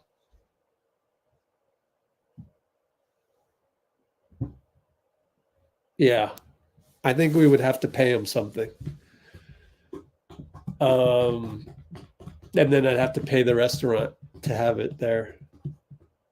Yeah, like a dinner. I also want to do some marketing. Things that I can do no problem. I mean, not no problem, but things that I can do easier than regular events are like some basketball related thing. I ran a media 5-on-5 complete with uniforms at Los Angeles 2000, I want to say 2008, 2009, I don't know, 2004, I can't remember. But it was, I have the ability to do that. I used to run basketball leagues, so that's like no sweat off my back. One time they did for The Apprentice. Man, if you would have told me back then that Trump would be our president at some point, oh my gosh, and what a weirdo he would be. But anyways, The Apprentice, one time, the final episode was to run a basketball event. I don't know if you guys remember that. And I was sitting there going, oh my God, I would have won Apprentice had I made it, on Apprentice to the final way back when. But yeah, running a basketball event is pretty easy. So that's maybe something I can do, but I'm starting to get the wheels turning on that. But I almost want to just have the dinner for John, just to say thank you, thank you for not only being Brandon's dad, but also thank you for being such a cool guy.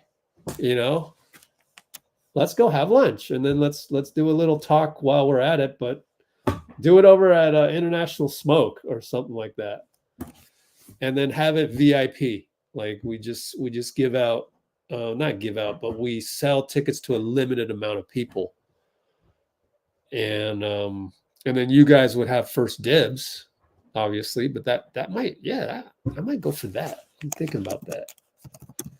So, ideas for All-Star Weekend 2025. And then if you guys made it out here, then obviously you guys could attend that, obviously. On ideas for a LGW event during ASW 2025. Dinner with John Podziemski, ? Nobody better steal my idea.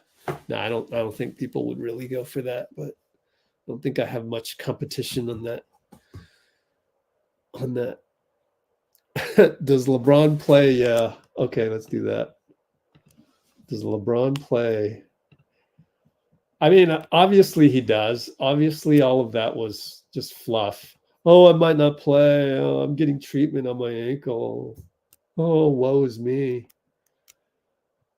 Yeah. Let's see.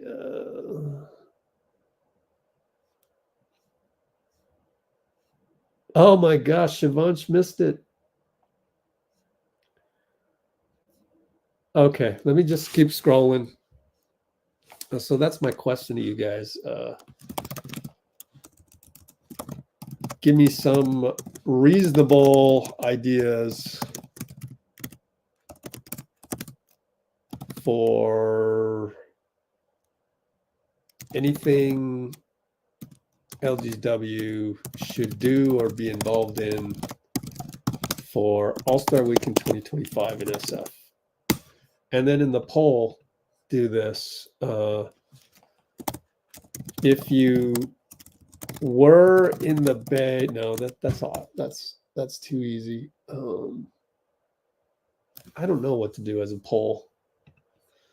Well, LeBron plays is obvious. He's going to play. Also, my friend who is a Lakers fan has said before that LeBron wants to play against teams like the Warriors and stuff because he's getting up there in age and everything, and you know, whole farewell tour thing that he talked about and all that. But LeBron wants to play against the Warriors and Steph and Draymond when he can, so he would go out of his way to play. At least there's that. All right, Brandon, Polish citizenship. So there's a question for John Podziemski when the time comes. Like, I'll DM him tomorrow.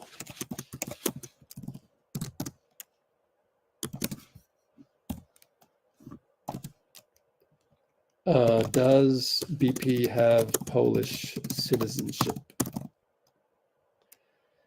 By the way, he said BP said at All-Star Weekend that he would start looking into that.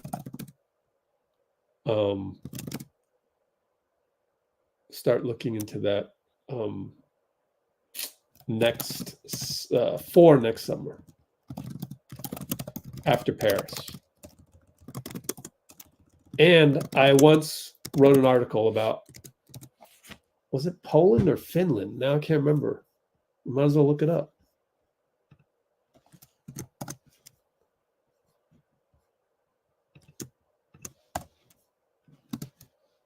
I can't even remember the name of the whole thing. Let's see. Interbasket. I wrote for interbasket.net. Interbasket. Is it under my name or Poor Man's Commish? Poor Man's Commish. Author. No way. I'm in here. Oh, nice. Viva la FIBA. Oh, it's Finland. Damn. I wish it was Poland. Check this out, guys. I wrote some articles. My articles for Interbasket. My buddy runs Interbasket.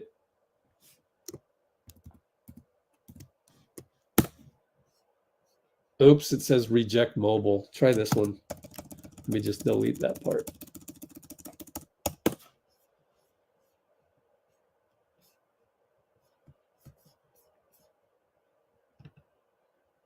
Okay.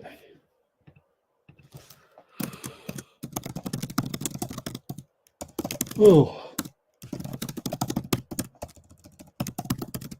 So this is one of the fans from Finland, by the way.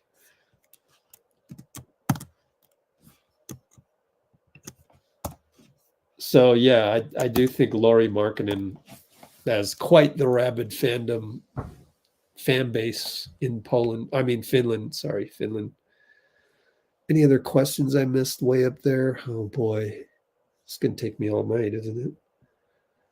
Let's Let's see. Oh, on his birthday. I should be scrolling up on the YouTube one. Whoops. Whoopsie. Yeah.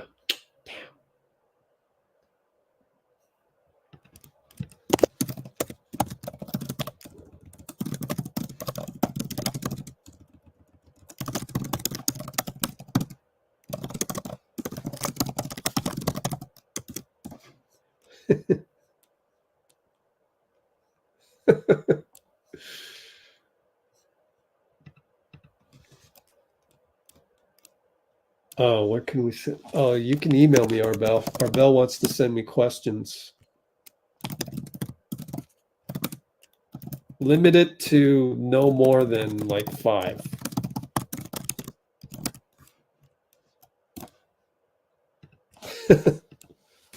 Oops. Okay, now I got to scroll up on the YouTube side of things instead of StreamYard.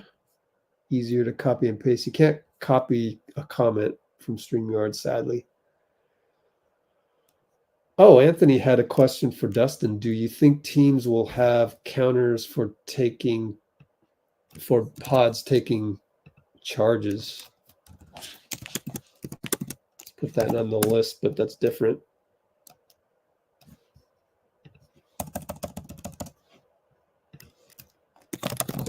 Questions for Coach DJV.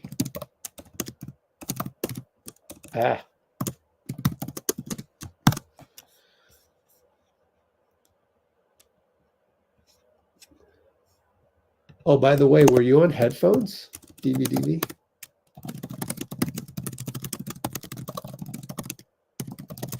Just curious. Okay, let me see. Any other questions? Throw them in the comments.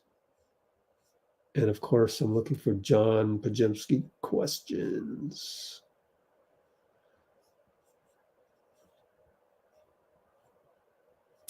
Let's see.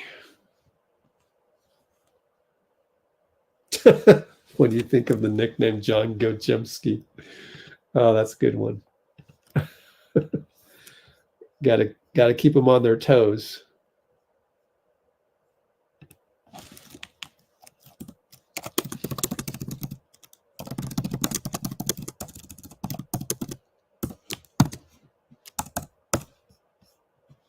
Oh, what happened there? I forgot to do the follow-up question on Kentucky. Why didn't you go to Kentucky? Or what happened there? So let me put that in there. There's probably a long story behind that, but who cares? Let's just throw it out there. Oh, man. This is pretty awesome.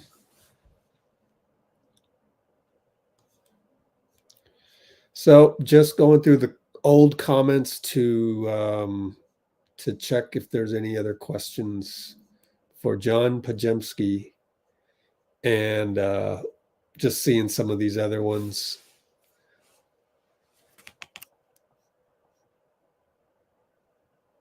That other comments that you guys put, and really good comments, guys. Really appreciate that. But like I said, when the guest is that good, it's hard to pay attention to comments, which is why a lot of channels aren't really able to do both, right? Yeah. Shout out to Coach Nick, though. Coach Nick is able to. Oh, cool. Yeah, Arbel, I just got your email. Yeah, if we forgot to ask him why it was number 2. In fact, I'd asked him that question before, and he never got around to it. Okay, will he do something special on his birthday?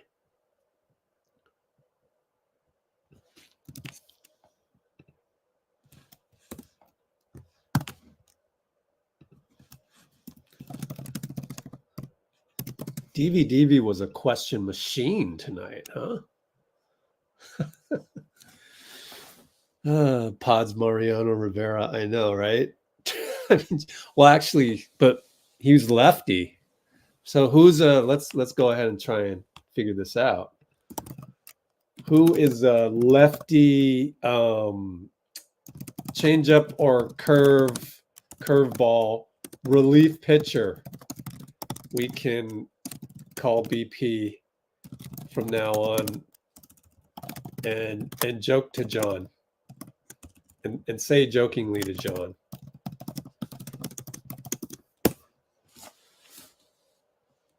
Okay, let's keep going up, scroll up. How many questions did I miss? I'm almost afraid to find out. Any other team BP wanted to play for?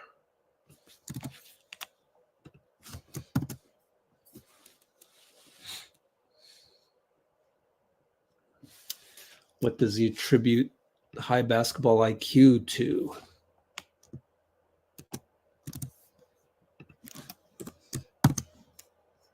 Good one, Opie. I forgot to do the change-up joke. Not joke, but you know how Steph said we needed a change-up from last year's loss to the Lakers in the playoffs. Change-up? And it happened to be Brandon Podziemski. That blows your mind.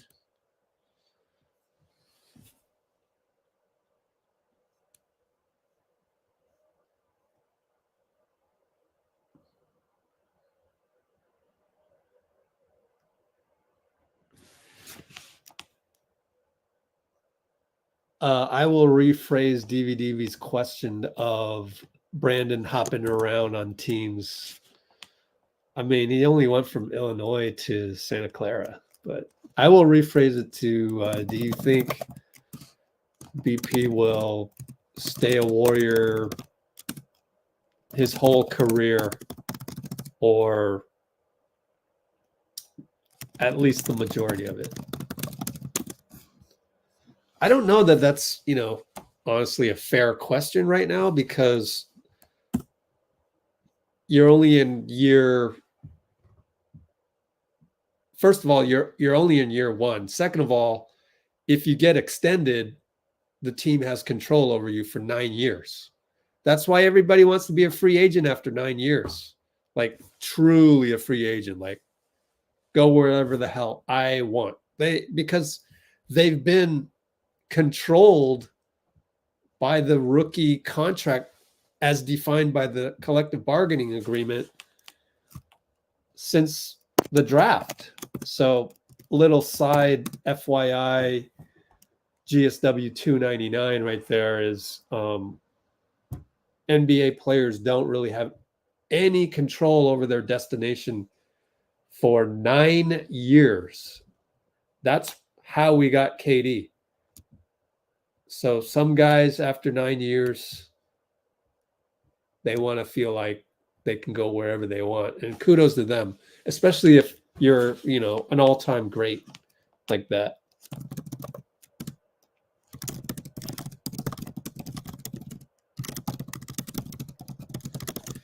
So I say that, you would be asking somebody to look beyond the next 9 years, because pretty good chance Brandon Podziemski is a Warrior for the next 9 years, or in this case, 8.5 years. You get the rookie deal, which is 3 years plus a team option for the 4th year, and then a 5-year extension. So if you want to extend somebody, you can.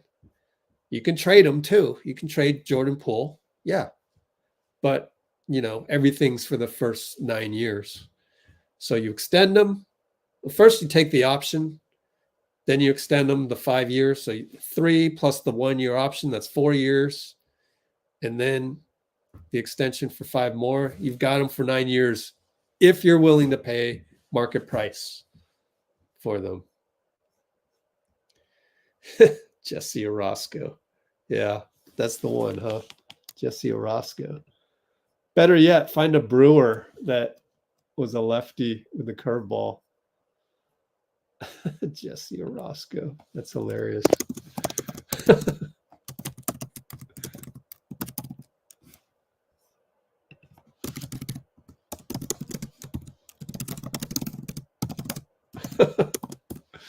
Jesse Orozco.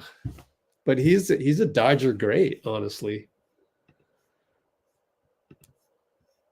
It's just hilarious that you found one.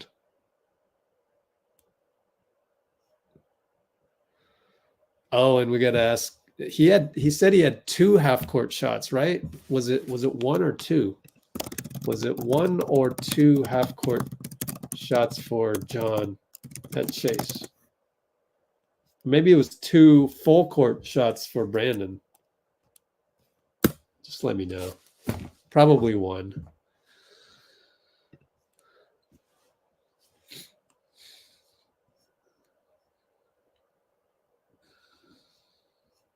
Scrolling up, looking for questions. What's your favorite part about watching the Warriors? Yeah.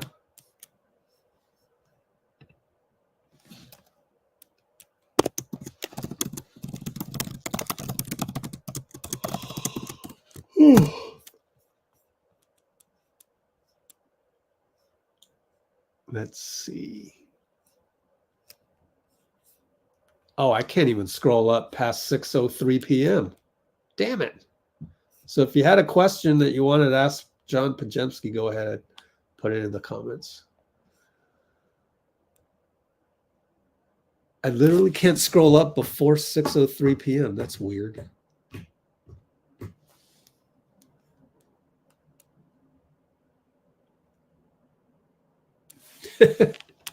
Amy has a question. I have eaten dinner. Actually, but my dinner is like lunch. So it's kind of weird.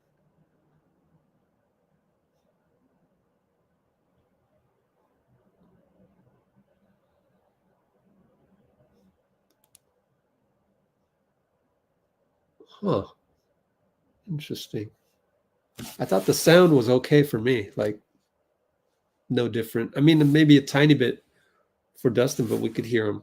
Anyways. Yeah, how do you counter charges, actually? Come to think of it.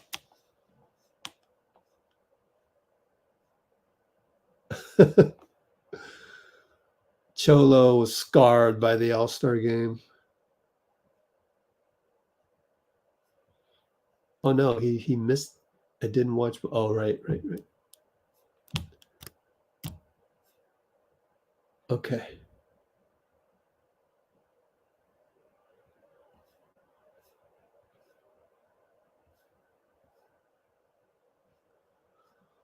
Couple of instances of throwing LeBron under the bus. All right, cool. I think we're all caught up. Well, at least scrolling up to the maximum of 6:03 p.m. But BP's dad came on at 5:56, so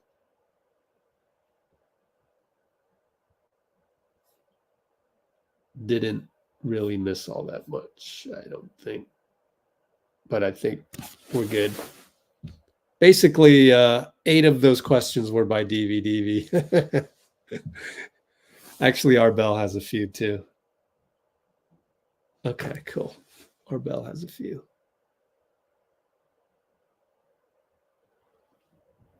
All right. Well, next live, 2 full court shots for BP, 1 from either side, 1 in 2 attempts. Wow, you got the photographic memory there, DV. Okay.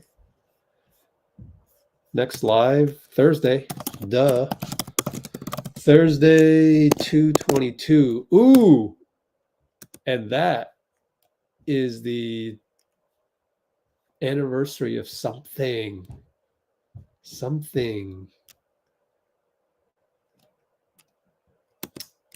LAL at GSW.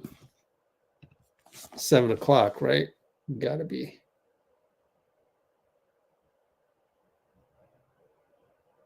Yep.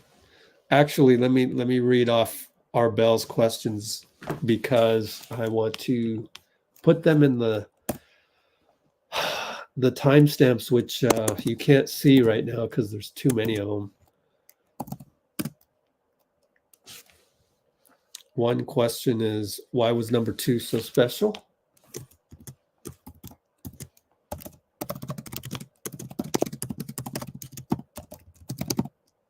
And the other question was, oh, credit card. How do you like the name credit card? Okay.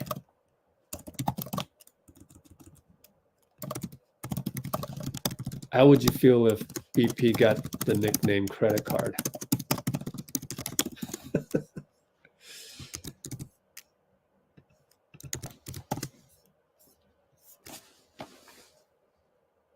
Anything else? Refresh. Okay, cool. All right, next live, 6:45 p.m. Am I going to make it on time? Yeah, I'll try for 7 p.m. tip-off. Because it's the first game back in a long time, so. Uh-oh, DV fell for it. Arbel, go ahead and answer, and I'll put it on the screen. Arbel on Twitch, look at your screen. DV is asking, huh? Credit card? Why?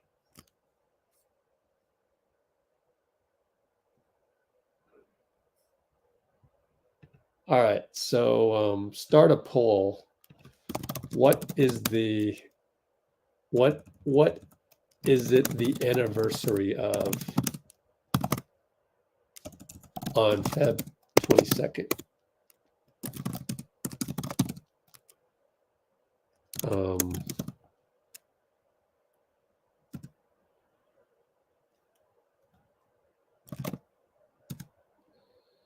Check something.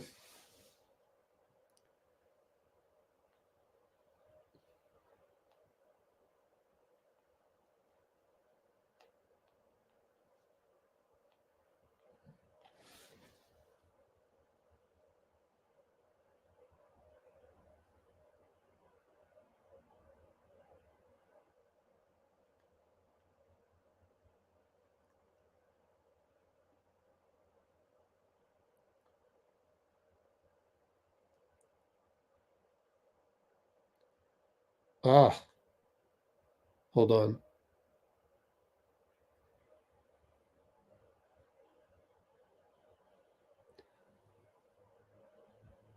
Ooh, yeah. I got it.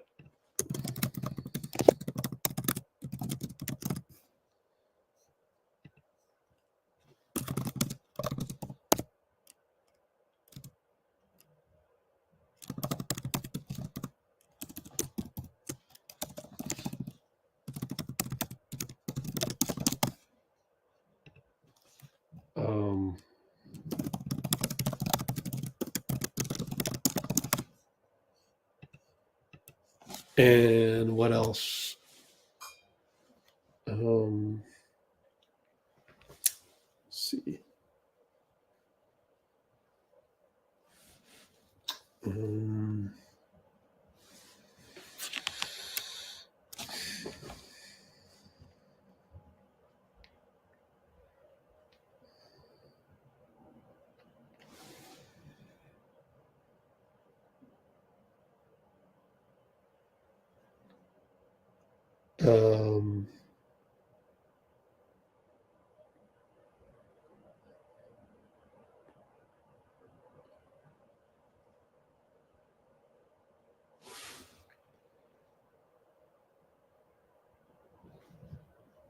Sorry, folks.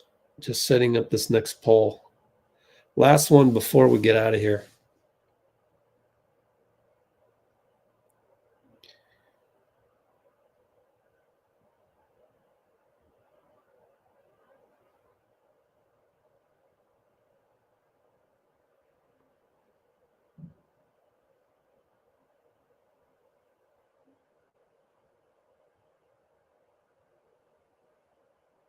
Okay.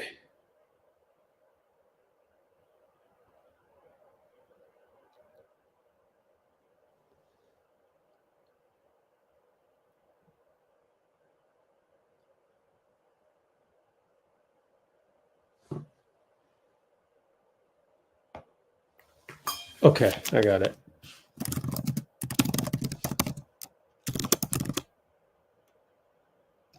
Start poll.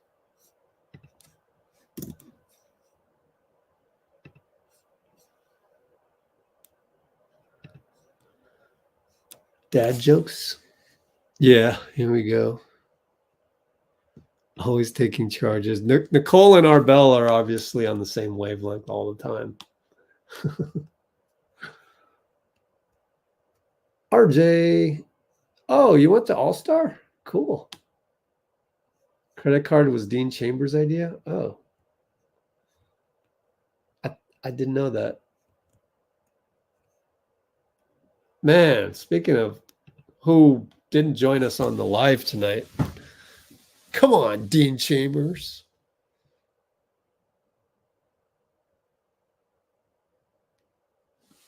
How you doing on the poll? 4 votes.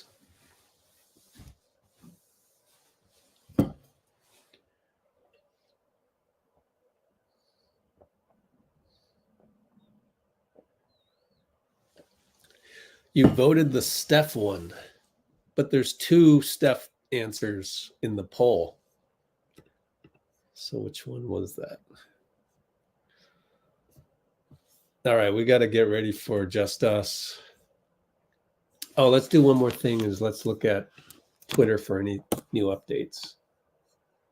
Oh, and let me look at my texts. Nothing. Damn. Too bad.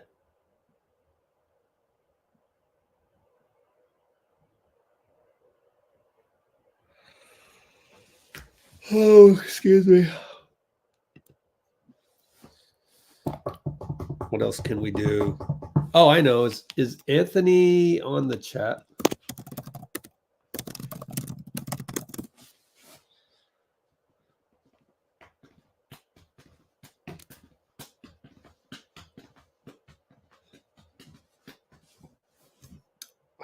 Hey, you guys are okay. All right. Hold on a sec. I guess Phoenix is playing the Thunder soon. Kevin Durant on the Thunder.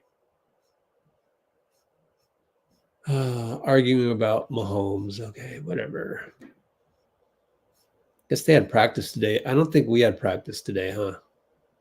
First episode of Dinners with DeMar. Thank you, Draymond Green. Originally filmed in 2022. What?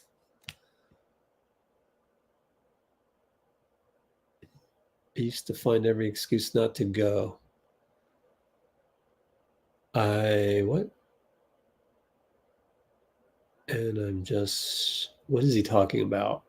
This is 50 seconds.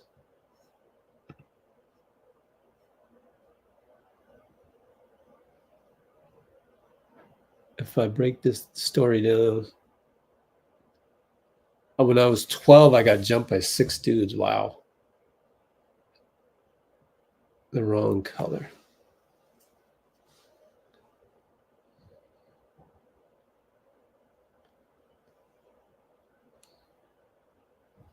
Huh. What is this? Let me just treat this like it's a film session.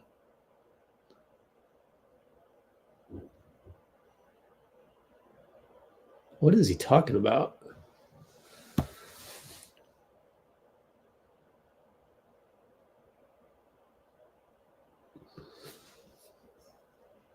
DeMar DeRozan has a podcast. I have a question to help me get to therapy as someone who's done it. I can't get myself there. Oh, okay. Okay. Why he went to therapy and why it was okay to do that. And then we got the thing where Mark Stein said that Orlando has interest in Klay Thompson. It's up to Klay. I keep going back to it. Stop predicting. It's all up to Klay. And if you ask Klay, Clay's going to be like, I don't need to decide today if I want to go to Orlando. So I'm not deciding today. But I think I want to be a Warrior anyways. So So on Klay, on the Magic having interest in Klay per Mark Stein. Whatever. Like it's not worth talking about right now. It's worth talking about later. And I get it. You had a source told you that Orlando was interested in Klay, so you got to report on it. All right, fine. And Steph changed his IG bio. Yeah, I don't think we're missing much on that app. Real quick here. Mike Brown spent some time in Tahoe. And I don't think there's much more as of an hour ago or more. Looks like the Kings had practice, but I don't think the Warriors had practice today. I didn't see anything coming out from practice. Voter registration deadline. Oh, really? Is it? Okay. I think I'm registered already. And then Steph got pranked. We actually have behind the scenes video of this on our channel. So be sure to go to youtube.com. Let's go Warriors. And it's right here. Steph All-Star. A day ago, only 4,000 views. Man, if everything I put on there got 10,000 views, it'd be much less stressful.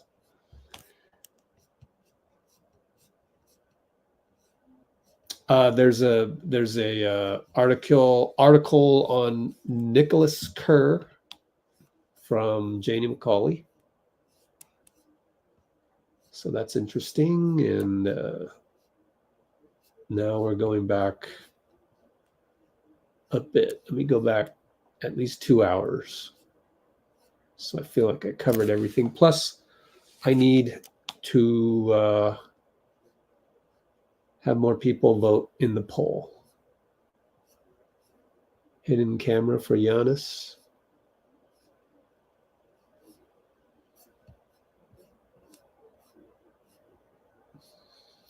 Let's try and find a tweet 2 hours ago. Nope.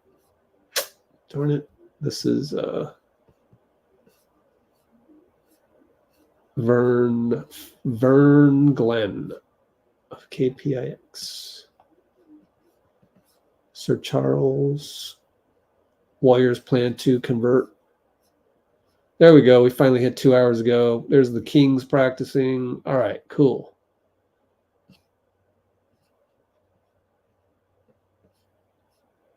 Some AI news for you.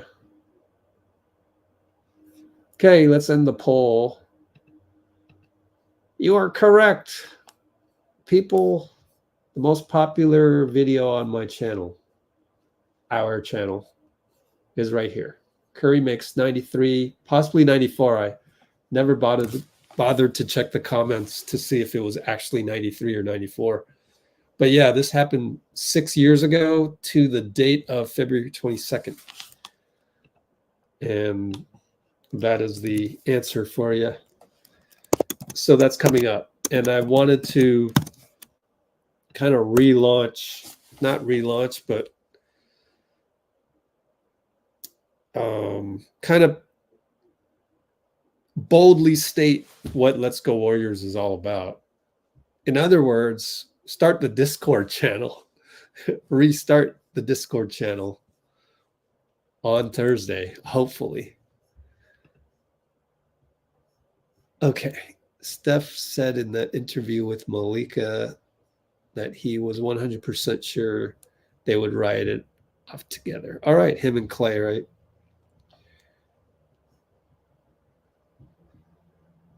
RJ got some new Curry shoes. Calling in a night. DVD's calling in a night. But so am I. Anthony is no longer on the chat. Oh, well. I don't think he is.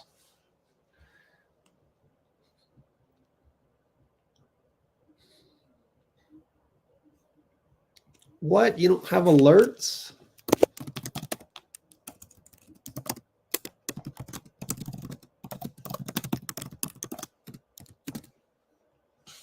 Oh, Dean.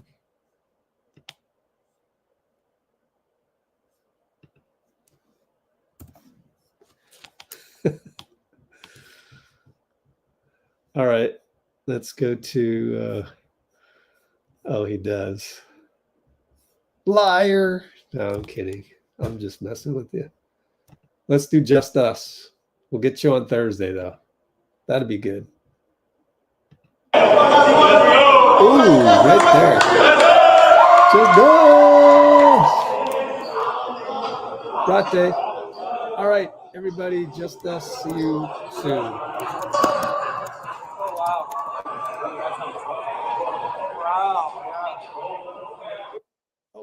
Oh, wow. Take care, everybody. See you Thursday, Dean. Sorry I didn't, it was kind of last minute, all that, blah, blah, blah. See you Thursday, though, Dean.